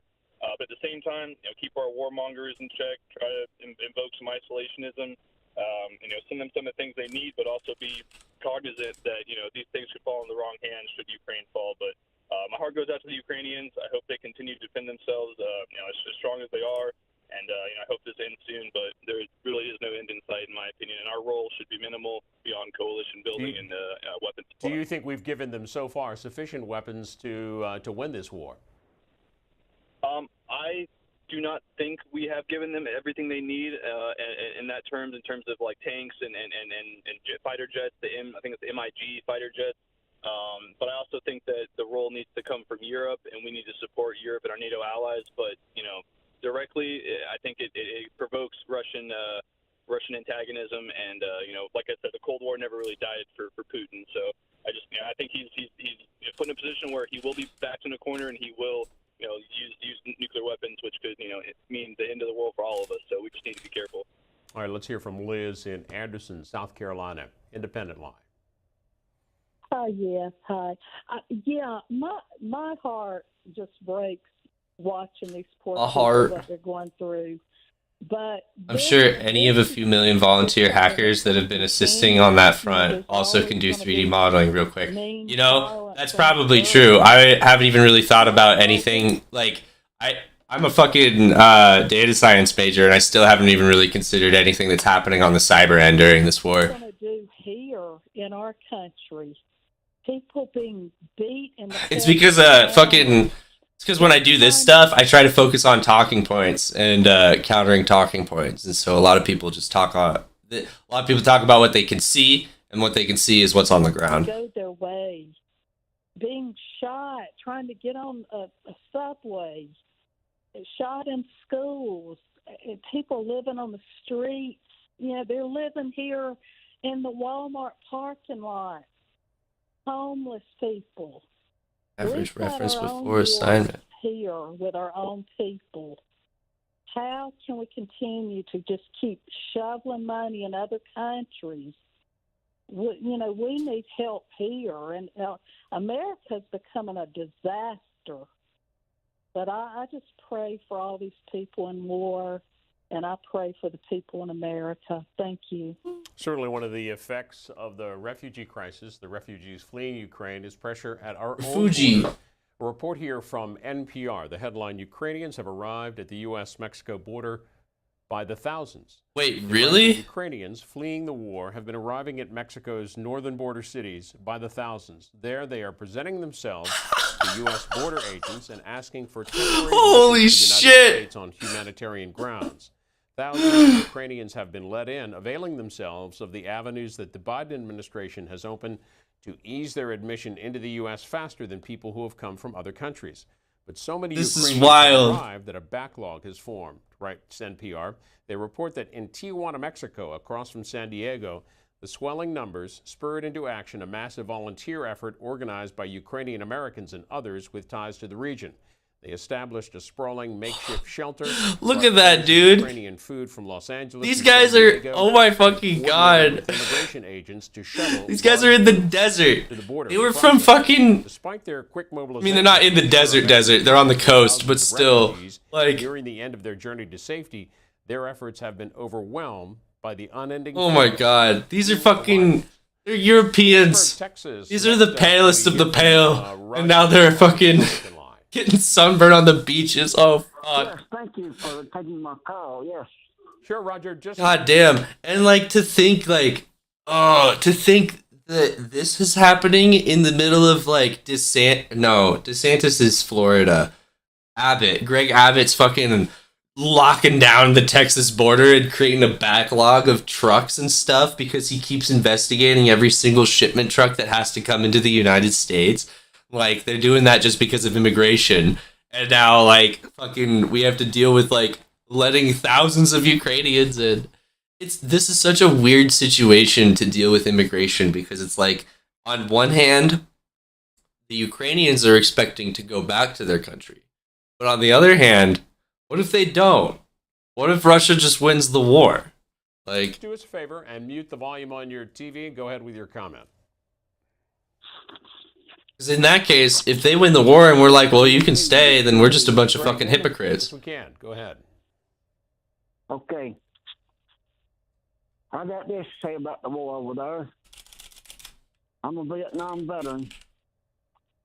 I'd go in a heartbeat if I weren't 74 years old, go over and help people. If I could go back in the military and go over and help them, because that's very sad seeing the women and children, refugees, are leaving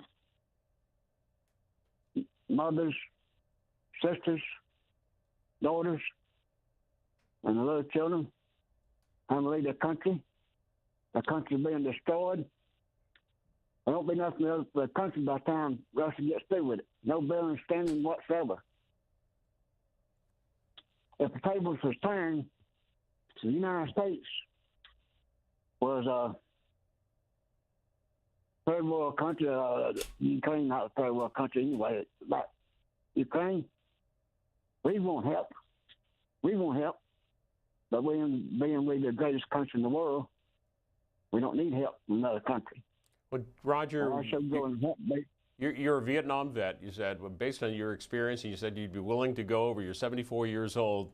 Do you think the U.S. should make troops available somehow to get involved on the ground in fighting Russia? Did you say that I think they shouldn't or should? Do you think they should? Definitely. I know Biden said it might start a third world war, but so it be. So it be. So it be. Because if you read the Bible says wars and rumors of wars. Well, until the end of time. This dude's like, let's go to war because Bible. We need to help the people, is what I'm saying. Somebody needs to help them. I appreciate you calling in this morning. Winter Haven, Florida. Next up, Brenda's on the independent line. Yes, good morning. Morning. Why should a Russian punk be allowed? So it be. I'm nearly dead anyway. For as long as he wants to. Hey man, if it gets me outside, fuck it. Okay, to Susan next up on the Democrats line in Crooks, South Dakota. Susan, good morning. Good morning. This is really upsetting. It's horrific to watch what's going on, and it's hard to understand. I feel like we're just all sitting here watching it happen, and it's not okay. I question, why do we have all these troops in Europe? I heard one count of being like 90,000 or something, but we have many troops over there. Why are we not going in there to help them defend? I don't understand the sending of money when they need equipment. How do they have time? This is something that should have been done when they were surrounding Ukraine at the beginning. But instead, we all sit back comfortably in our chairs and watch the atrocities that are happening. When I seen this 83-year-old woman who was raped while her disabled husband watched, wow, how can any of us just sit by? The prayers, the money, none of this is going to help. We need to send troops in. I'm like, it's Ukraine has been in a shooting war with Russia ever since Crimea in 2014. I didn't even know this. And so it's like, obviously, it's not a black and white situation for us to just be able to fund them while they're taking back that. But now that they're actually...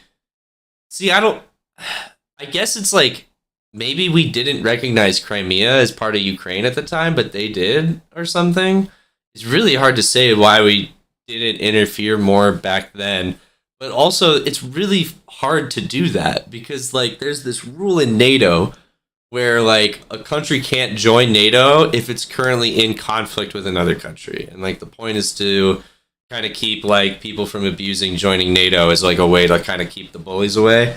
But Russia has been basically keeping themselves in territory disputes and occupations and stuff so that they can keep border countries out of NATO. And, like, we can't really help them if they're not in NATO. It's kind of an interesting little, like, catch-22 we put ourselves in. One of those countries and even right now, America can't intervene because it's not a NATO situation, but Ukraine has allies, and we're funding, we're funding them and their allies. They're in the position to help, should be helping. Zelensky has gotten on airwaves to beg for these things. How can we sit by and watch another horrific thing happening, just like with the Nazis and the Jews? They have camps set up now, because, and I even wonder what happened to those thousands of Russians that didn't want this to happen. How can they imprison all those people? The abuse. We need to go, Russia, we need to go to their border and help the Ukrainians and stop this madness. Either way, the man... We lost you there, but a couple comments here on Twitter. Jody says this military aid should be flowing to Ukraine because they are using it and turning the tables against one of the largest militaries on earth. Rick says we can arm the Ukraine. Yeah, absolutely. Hell freezes over, and it's not going to stop. And we're okay with kind of the war. They're hoping that the Republican Party gets their. We're okay with, I guess, making countries like Finland border countries and keeping their neutrality. Like, we don't need to have a NATO base there. It's not like we're doing it for our, like, it's not like we can't bomb Russia right now. But yeah, exactly. Like, it's more of just like they would want to join NATO just to keep the Russians at bay. They want that crazy woman in France. There's no way. On the French government. In Lincoln Park, New Jersey, Cliff is on the independent line. Yes, I think what's going on in Ukraine is terrible. I'm hoping that Putin gets put in front of a war crimes tribunal at some point. But having said that, unfortunately, because of the Biden administration has so decimated our country, we're being invaded. Man, this is such a pain in the ass. My mom's like, hey, I opened a thing for you. You deposit the check and use the account that I possibly made for you. What's going on, but I think our priorities need to be the invasion that's happening at our southern border. More ahead here on Washington Journal. Up next, we will be joined by Stephen Moore, the economist Stephen Moore from FreedomWorks. He'll be here to talk about a new study that he was part of looking at the response. This is so confusing. Across the country. So confusing. Later, former Representative Jane Harman will be here to talk about the Russian invasion of Ukraine and U.S. national security issues. No, I didn't want to do that. Not all live events are equal. Some of them are quite boring. Okay, that's interesting, but I don't want to talk about COVID. Jane Harman discusses Russia invasion of Ukraine. Let's see what that's about. confident that U.S. leadership will be there. Oh, but I can't rewind it. I hate jumping into the middle of conversations. We're just going to do the open forum calls. Mobile app or wherever you get So your the podcasts. last set of callers was a prompt of how do you think U.S. should respond to Ukraine. This one will probably see some similar conversations just because the prompt usually kind of bleeds in, like the idea of it. But we'll probably see a lot of other ones too. Policy issue that you're following in the news. We'll get to your calls momentarily. Just kind of following on to our conversation with Steve Moore, the story about shutdowns in China. This is from The Hill. Antivirus shutdowns in China spread as infection rise. They say that antivirus controls that have shut down some of China's biggest cities and fewer public I wouldn't be institutions surprised are if spreading as infections rise, hurting a weak economy and prompting warnings. I wouldn't be surprised if we had to start wearing masks again and stuff. Like a lot of countries are locking up again. A possible global You said Jane Harmon. I thought you said Dan Harmon. Confused me for a sec. Dude, I'd be fucking confused too. It's like, why the fuck's Dan Harmon on C-SPAN? This is the headline. Grand Rapids police released video of officer fatally shooting Patrick Lyoya. The black man, face down on the ground, was fatally shot in the back of the head by a Grand Rapids police officer. The violent climax of a traffic stop, brief foot chase, and struggle over a stun gun, according to videos of the April 4th incident released Wednesday. The release by Grand Rapids police sparked renewed protests and calls for justice Wednesday, and state officials promised a full investigation. It comes in the wake of other police-involved shootings in Grand Rapids, and that's from the Free Press this morning. Let's hear let's hear from our callers. The lines are 202-748-8001 for Republicans. It's 202-748-8000 for Democrats, and for all others, 202-748-8002. It's open forum, and we'll go to Matthew in South Lyon, Michigan. Morning. Hi there. Good morning. I was trying to follow up with Stephen Moore. I'm an ICU physician who's treated COVID patients during all of this, and just to give a little more nuance to his analysis is you have to recall that in the beginning, in these I'm gonna have to be right back. Sorry about that. Got a few minutes before, or got I got a little bit before class, but I gotta make a phone call. Going up until those initial lockdowns took place. A lot of urban cities had to transport their patients to regional and rural, further away hospitals because we ran out of beds. And it wasn't until we had therapeutics, and by then the initial waves start hitting the other areas in the country and vaccine development, that we could get better control and have more options available to us from a policy standpoint. So we went through 3 phases of that first disease, that first variant, if you will, which was far more lethal and affected people far differently than by the time you get to Delta and Omicron.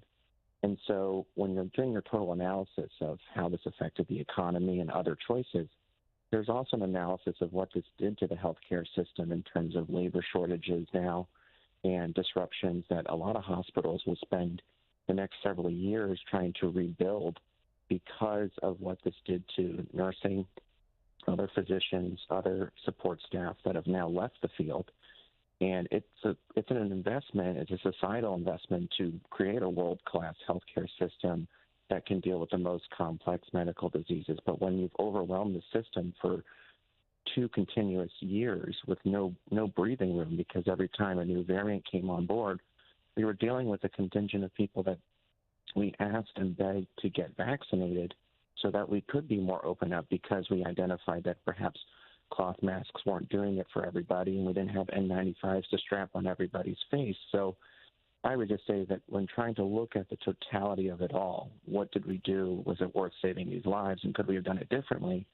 To completely throw out lockdowns is a selective history of what we were dealing with those initial 9 months until we got a vaccine, because it was night and day, both in the hospital and out, once we got that initial vaccine. And so just trying to put a little more nuance into the conversation when we try and say, well, was this all worth it, or could we have done it better? There were sort of 3 versions of this as we went through, and I think there's a fair reaction to say, once that vaccine was online, did we still need to have the brakes on as hard as we did?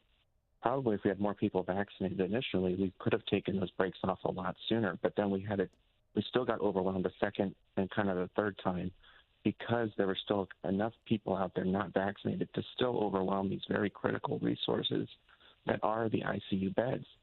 And there were people whose surgeries were delayed, people who had delayed care because certain hospitals could not offer those services. If you were going to have a major operation, a high-risk surgery, and you know there was a 1 in 20 chance you might need an ICU bed, but there was no bed for you, right? Would you still proceed with the surgery? Some people would say yes, but that creates a lot of liability and legal issues, too, about what's ethically responsible. So there's a lot more to look at this. It's not just one area, and I just thank you for taking my call. I appreciate the perspective. We'll go to Kevin in San Antonio, Texas, Independent Line.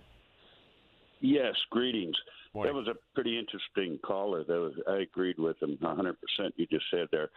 This Moore, he forgot to mention that cult leader Donnie Dump was the one who initiated the lockdowns, and his area of expertise. When he's talking about food assistance, and what did he want the people to do? Starve to death? This is supposed to be. This is the Republican Party. Who cares about the person that's struggling? This is ridiculous. What are the Republican Party's turning into a fascist government? Trying to control the government fascistly like 1930s Adolf Hitler. It's embarrassing. And him to be sitting there laughing on your program that, oh, I got COVID and I took a couple of aspirin and I felt terrible. The last caller just said how devastating it was across the world. All right, to Basil in North Olmsted, Ohio, Republican Line.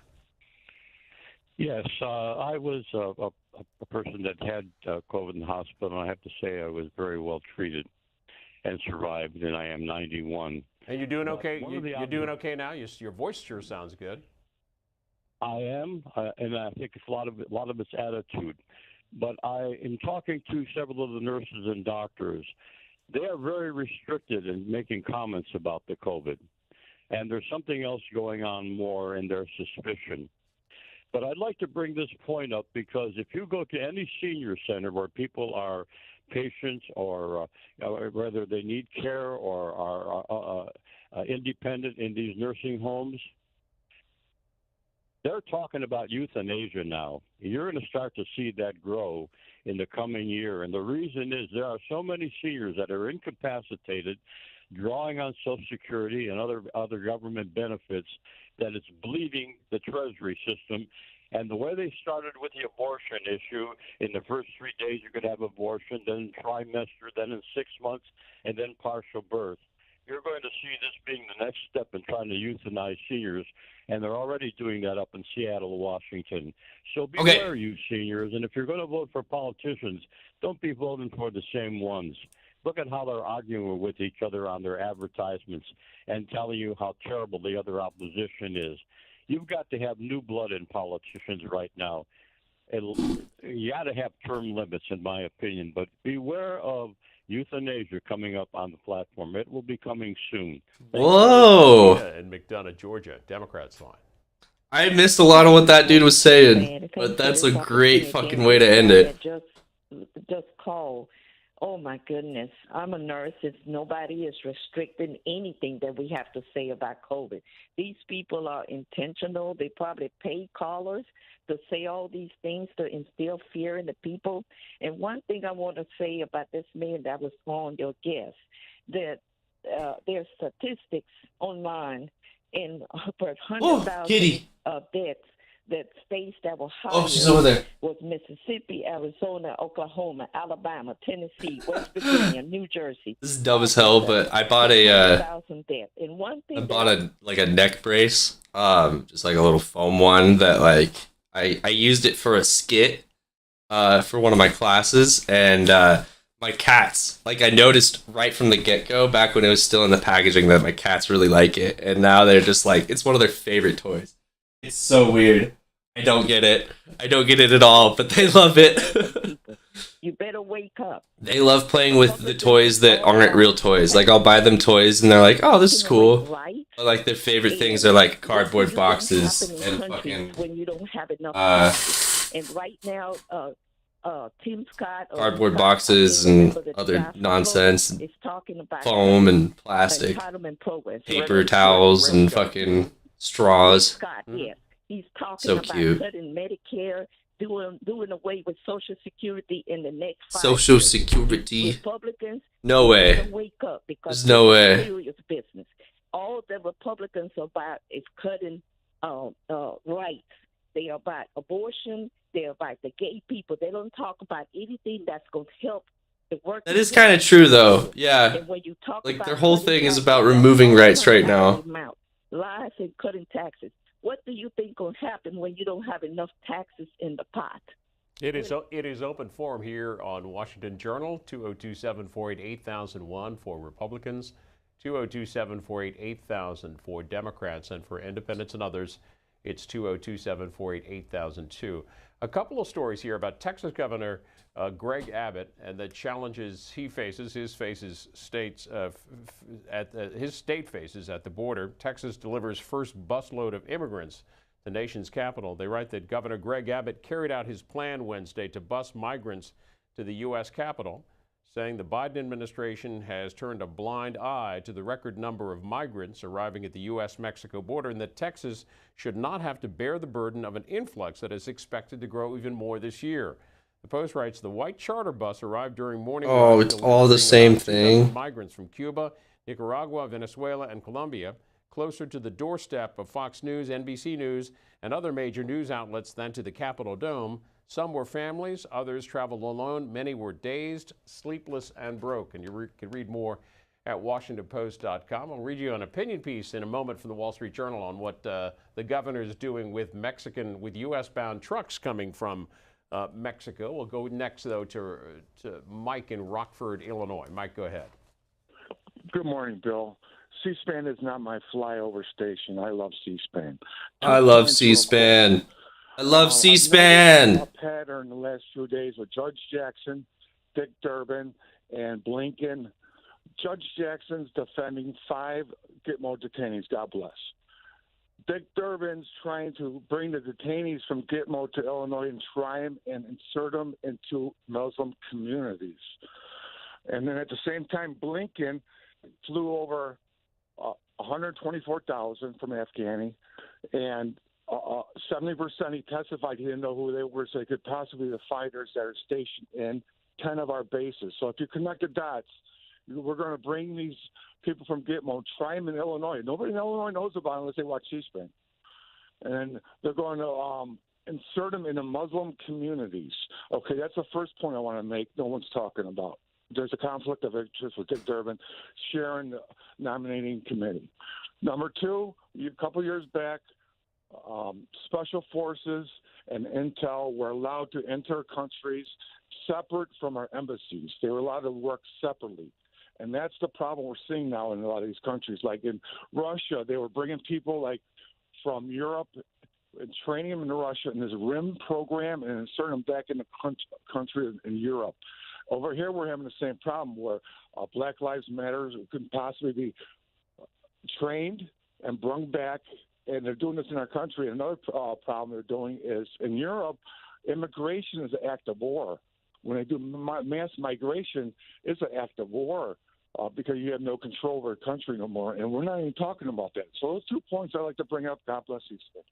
Back to the border issues that Texas Governor Greg Abbott is facing. The opinion of the Wall Street Journal, Greg Abbott's $5 avocados.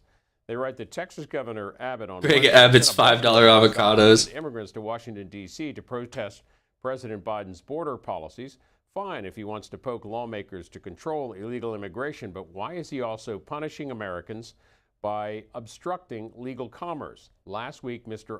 Abbott directed state troopers to inspect trucks crossing his state's southern border for human trafficking, weapons and drugs. He was responding to the administration's coming withdrawal of Title 42, a pandemic policy that has allowed it's Biden's fault. Undocumented Because if he didn't throw Title 42 away, then Abbott wouldn't have done this. So Democrats running for re-election warned that lifting the policy in May without a backup could lead to a surge of illegal immigration. In response, I do think, if I'm going to be completely honest, I think doing that right now wasn't necessarily the best idea. But I don't know. I think it's more of but at the same time, Biden campaigned on promises made, and he's trying to keep his promises. He's kept some of them. He's been doing a pretty good job. Abbott has apparently decided to impose his own border control. Quote, Texas should not have to bear the burden of the Biden administration's failure to secure our border, he says. The Wall Street Journal opinion writers say, fair point, but his truck inspections are costing Texans and Americans dearly while doing nothing to secure the border.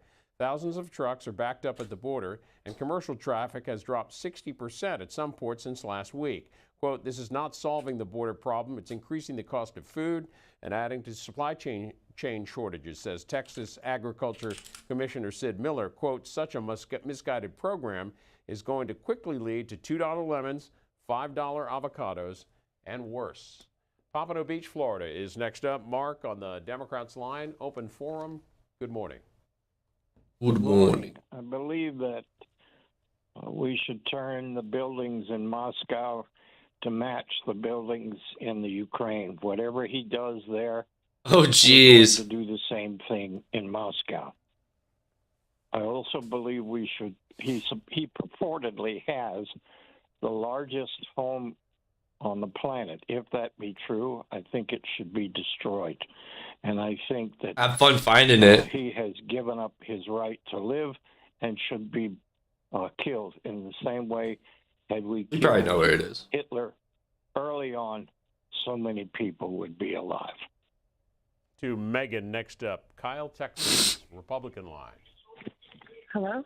Hey, Megan, mute your volume and then go ahead with your comment. Okay, let me mute it real quick. 1 second.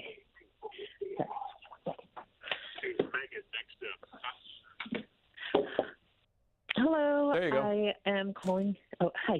I'm calling from Texas, and I used to be a far left type of person, and I have become a Trump supporter, even though I don't really. I don't believe this one fucking bit. Are you fucking? I used to be a far left kind of person. That is. She used to be a liberal, and now then she liked Trump, and now she thinks that her as a liberal was way further left than it really was. Native American, Lakota, far left, registered to a tribe, and what I want to say is, tribes, we had borders. It wasn't like some sort of utopia before Europeans came. And another thing I wanted to say is that they had territories in Texas and kind of blended together, and there was a lot of coalitions and treaties and pacts between certain ones to use the same feeding ground and stuff, hunting ground. And I just don't understand. It seems like an easy solution to just streamline immigration so we can kind of get people in our system. If they do criminal activity, then they can get caught. I agree. Way easier to fucking. Then they can get taxed. It's way easier to fucking catch documented people than it is to catch undocumented people. North Carolina. It's James on the independent line. Yes. There's 11.2 million undocumented people, and that's not just immigrants from Mexico. It's other people in the U.S. It's unaccounted for. People who are unaccounted for. Board in North Carolina, which governs admission to the practice of law, still discriminates on the basis of mental illness in their whether they grant you a license or deny you one. This is 30-some years after the ADA was passed. This is absurd. How they're getting away with it, I don't know.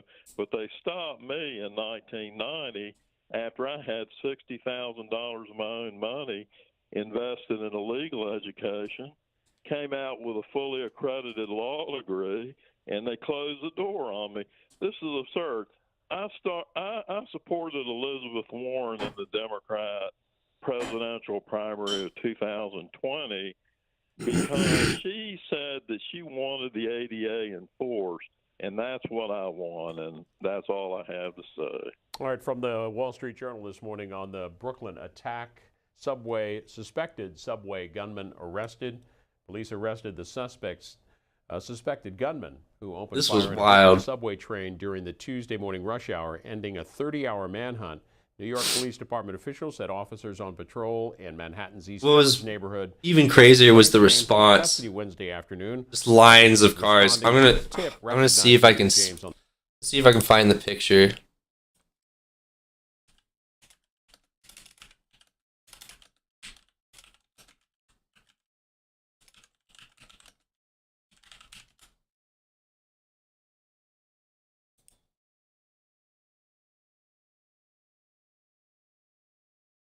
Police cars.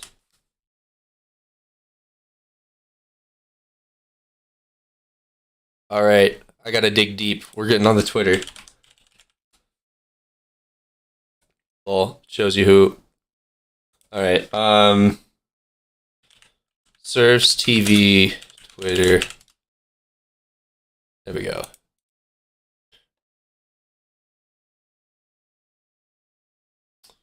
Let's see how 18 hours. Getting closer. No. Wait, I can't see replies.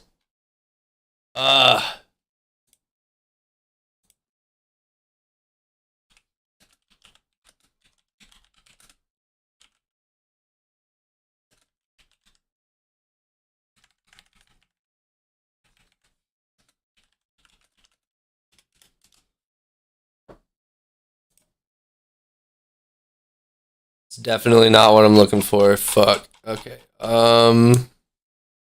New York subway attack.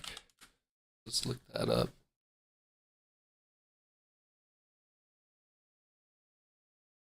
I can't find it. It's too niche of a photo, I guess. There's a whole fucking street of just like boom, boom, boom, boom, boom, boom, boom. Bro, no. I'm saying that the magic weight loss pill that everyone's been advertising about, but no one's been able to follow through with, he has the formula. It's in the laptop, and he's just refusing to give it to us. And he's making everything in our lives worse because of it. On the street and detained him without incident. Mr. James, 62 So meth. years old, will be charged Correct. with a terrorist act on mass transit and faces life in prison. He holds the secret to legal meth. We'll go to David in Grand Rapids, Michigan. Good morning. And he's selling it to Russia and to China and to Ukraine. Okay, we'll go and to West Palm Beach, Florida. Democrats line. This is Crystal. And he won't sell it to us. Good morning. Love you and love the show. I'm calling about the idea of occupation, and I am calling on behalf of the people that have no voice, which is the situation in Israel with the Palestinians. Oh my God. This open forum has been all over the place in like such a fun way. So that's what Rush has talked about with those biolabs in Ukraine. All the blueprints are on Hunter's laptop for the weight loss meth. It all makes sense. Exactly, bro. It's like, it's not a bioweapon like anthrax. It's a bioweapon because now Ukrainians are super soldiers because of Hunter Biden's secret formula. And yeah. They lose all of their body fat, so they're running at peak performance down the fucking streets of Kiev and fucking just taking shit out. They also happen to stay up for days on end. The approach that the media. I'm so interested in like, because like World War II was like one on meth. Like everyone took meth in World War II. I'm so interested in like how the hell like how the hell we're gonna get through this one. This is Defense One. They won't share the. I think it's borscht. $100 million They won't share the recipe with Russia. As Russia coils. That's why the whole war started. Give us your borscht. Press Secretary John Kirby yesterday defended the latest round of security support for Ukraine. That's great. How is it not too late? This is going to take a while to get there. Both the U.S. and Ukraine have known the fight in the Donbass is coming. How will this not be too late? We are going to move this as fast as we can, Barb. That's it. We figured it out. It's not. We like know what they've been keeping us from us. Isn't also we are the alternative to the facts. In the Donbass, it has been, but in recognition of We what did the it. Russians are preparing to do, they're not doing it now. They're not fully up to What are readiness you doing, Katie? for this renewed push they want to put in the Donbass. We recognize that, and we're taking advantage What I of thought. every day, every hour, to get this stuff there as fast as we can. What is your assessment? Because the Sun's United coming States has up. been very You can public. always tell. It's The just Russians are resupplying, retrofitting, and moving. all we need to do is Skillshare our own supplement online store to get a podcast. We'll be rich. On how much time you have. I'm not gonna. We've already got the podcast. Stuff here at the podium. All you need for a podcast are the things to make the podcast. Then you can say you have a podcast. You don't even need to have a podcast. Efforts to resupply and refit and to reinforce. It's As I just perfect. told most, we already have seen that in some cases they are reinforcing now. Look, Barb, I We'll get create our own, what do they call them now? Our own network marketing chain. Definitely not pyramid scheme network marketing company / social club. was announced today. We had Horse been Bros. moving at very, It's very fast speed. people will All the other security systems subscribe we've been providing at, to our borscht. frankly, at an unprecedented rate. Yeah, people will subscribe to monthly subscriptions for borscht, and we'll put Hunter Biden's meth supplement in there, and people will be like, "Oh my God, this is so healthy. This is amazing. Freedom New York, it's Denise on the I'm Republican. losing like 10 pounds just from eating all this borscht. Good morning. I also can't stop eating it." I wanted to give some points. The woman, the nurse in Texas, called and said that From using Ukrainian biolabs. They're just. keep giving They out make so much of it, they just throw it out, man. It's just like it's like fucking McDonald's with their cheeseburgers at the end of the night. Like they just throw them in trash bags. We can just scoop them up. immigrants coming into our country. There's tons of them, but we have 10 million open jobs. Let's put them to work. That will increase our tax base. The other thing on the medical point, there's a shortage in hospitals, a shortage in nursing. In New York State, we now require a 4-year degree to. Russia better get on that. I haven't heard him say they blew up a single biolab yet. It used to be 2 years of people. It must be like that super were coming secret. Out of high school could see the It must whole be like movie in the woods. That they could have it in 2 years. Fucking. Also, It's like after Resident Evil 3, Obamacare the movie, in around where like 2014, I they're in believe, the lab like fucking 2 miles underground or some closed all over shit. the country, all the rural hospitals, and allowing that to happen. The only way you know is if you have like the geographic coordinates for you to find the like meter long plate that becomes the elevator for you to come We down. need some of that tax money to come to us, so we need to increase our tax base. Hollywood is in on it. Children, the basics. How could math, they not be? reading, get out of all this sexual stuff. Thank you for taking. I my heard call. that Have a good day. the Porsche production was funded by George Soros. Yes, thank you for having me this morning. I was just thinking how, I usually, it depends on who I vote for, but if I do make a mistake or if the person I voted for, if they start screwing up a lot in office, I'm almost physically come out and actually admit it. Bush, when he went into Iraq, that was obviously a Yeah, big joke. Will Smith. That's why Will Smith slapped Chris Rock because he was about to like joke about the Jada's Borscht Biolab, and one thing led to another. Up our debt and with all his big government programs and everything, and Trump did some pretty decent. Hollywood elite share in on it. Diplomatic guy. But I find, especially over the last 50 years, Sheesh. I'm trying to think. It's reality. See, Oh my God. in regards to minorities, let's see, in the 1860s. It's real. In the early we 1800s, found it. they had Jim Crow laws. For They haven't. And then they had a Trump was right the whole time. segregation. We've had the dots. And then We it just started didn't have enough to put them together. 1965. And now we do. Feeling right, but it's now because now It was Bush all along. black babies have been killed in the Bush. And I just go, Battlestar Galactica. The Democrat Party. They're not a party of America. God damn it. They're a party of death. They're a party that hates the free capital system. They hate our military. They hate Quick to the HN board. Yeah. And they just need to be voted out of Fuck office Twitch. because they're just full of venom. We're off to do the Lord's work. The story broke this morning, reporting here from the New York Times. I'm Q now, motherfucker. Share has launched a takeover bid for Twitter just weeks after the media company's largest shareholder, they write. Mr. Musk said that this was Mr. his, Musk, quote, best and bro, final offer. you know what? You want to hear some fucking crazy shit that's happening? This is like comic book shit that's happening. Russia pulled out of the International Space Station. And like what that means is like the Russians are like in charge of the Russian propulsion or like the propulsion and stability for the space station. And fucking they are like, psych, we're not going to do it anymore. And like they remote control it from Earth, I'm pretty sure. So now ISS is getting evacuated because it's no longer like safe to be in a controllable orbit. It's likely going to spin out of control and like crash into Earth or some shit. And the person who's trying to save the day is Elon Musk. He's saying he can send rockets up to fix it.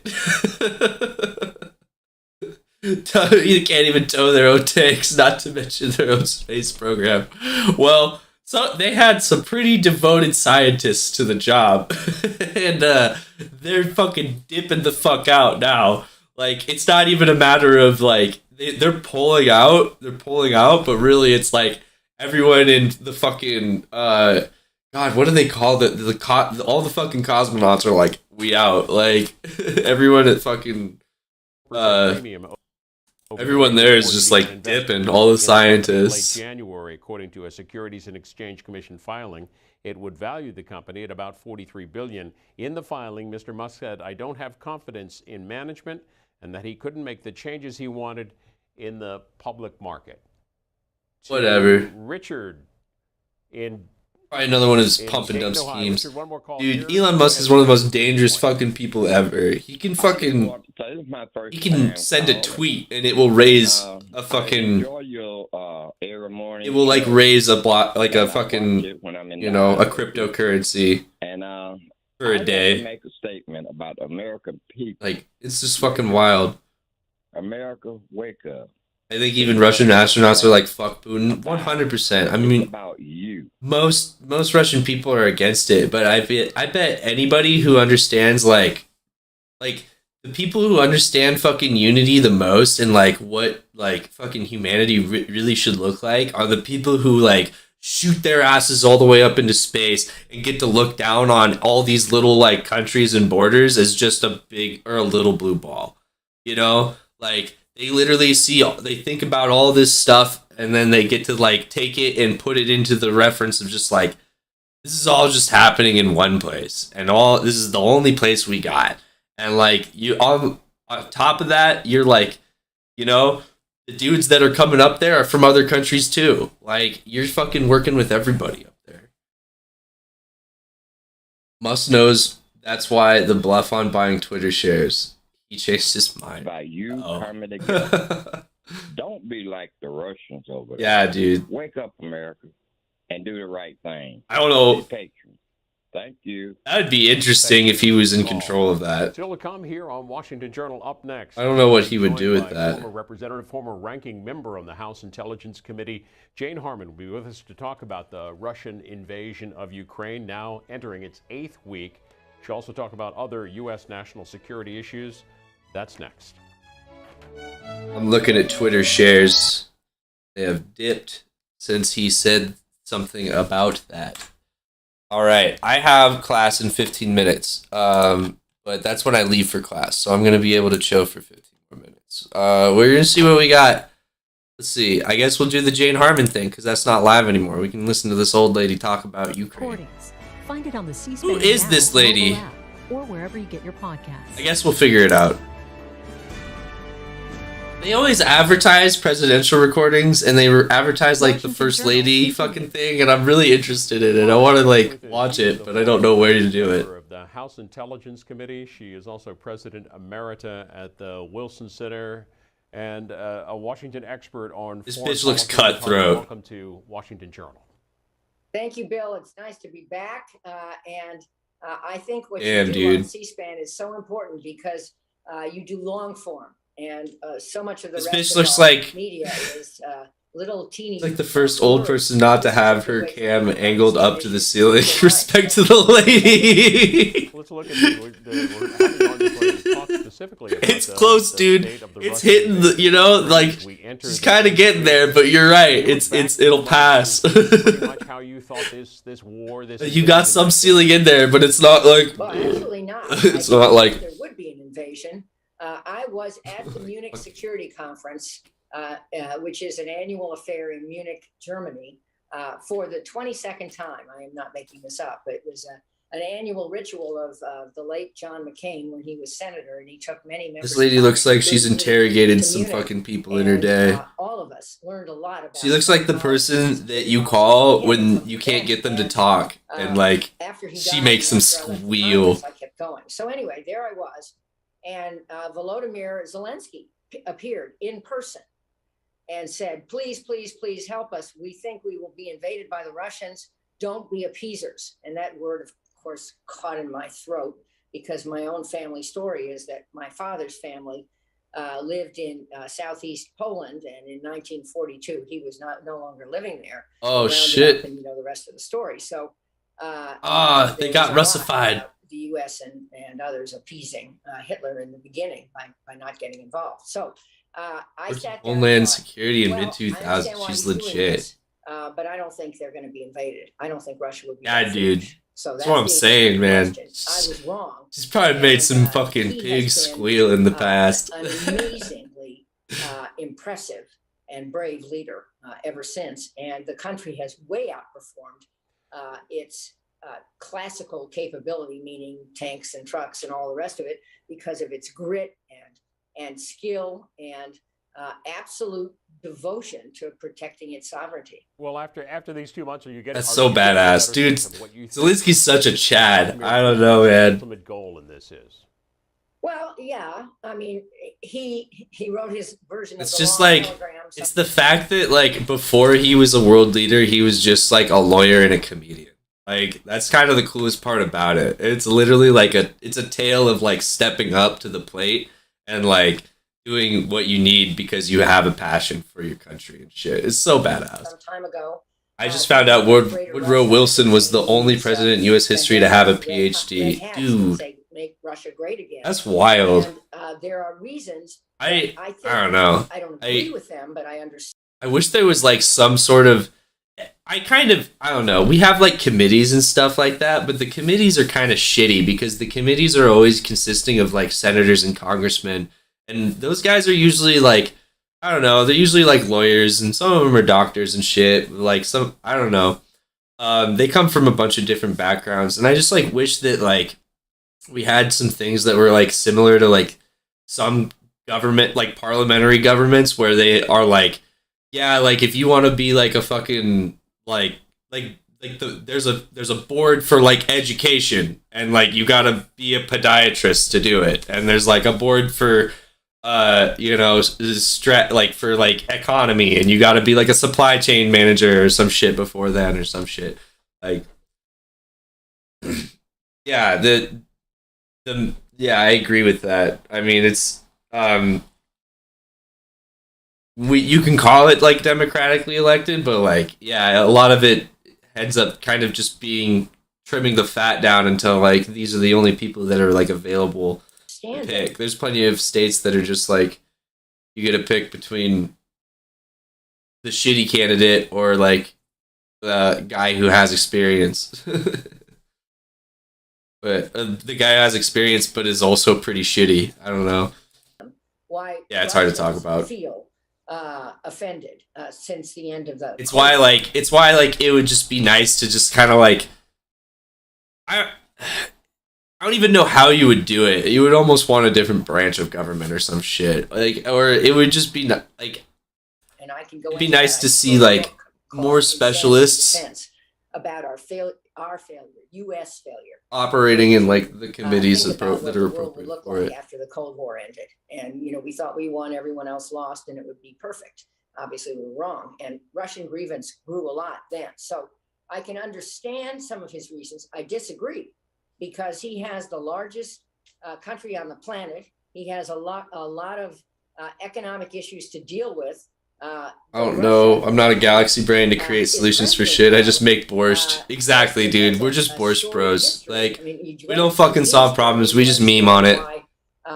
There was this interest in being a Western nation. He obviously doesn't seem to share that. But at any rate, what he should do is tend to his own garden and make his country great again. So in that sense, I think he's missing the mark. Thinking about aggrandizing the rest of Ukraine and keeping Crimea and maybe invading the Baltics and by the way, Moldova and Georgia seems to me to be, from his point of view, misguided. And from our point of view, very dangerous. Well, one of Vladimir Putin's earliest goals was to prevent, a red line for him was to prevent Ukraine from ever joining NATO. But he's exacerbated the problem with the potential of Finland and possibly Sweden joining NATO. The headline from the Washington Post this morning. Dude, I would shit a brick if Finland joins NATO. Whether to seek. All right, I'm out. You enjoy class. Thanks. I'll be on like, after class, I'm usually on like 7 p.m. Mountain Time. I don't know what that is in your time, but you take care. Have a great rest of your day. That's been a term that many scholars and think tank types have used for years about Finland's carefully curated neutrality. And it's worked for Finland. Finland's a great country, and it's great even in this form. And you can actually, Sarah Palin would be surprised to know that you can actually see Russia from Finland. But my point is, they've cultivated that. I think after this experience, they don't want to feel they won't have NATO troops in their country and in their skies defending them if Russia invades. So of necessity, they have been pushed into NATO. That'll be it for me too, actually. It's about hitting that time. And you all have a great rest of your day. Thanks for everyone who was on the stream today. Yeah, shoot me a follow. I am around every day. Well, Monday through Friday, guaranteed. Sometimes take a break on Wednesday. Try not to, though. I'll be up at 6 a.m. Mountain Time, and then we try to have a fun one in the evening. We'll see about if I'll be on tonight.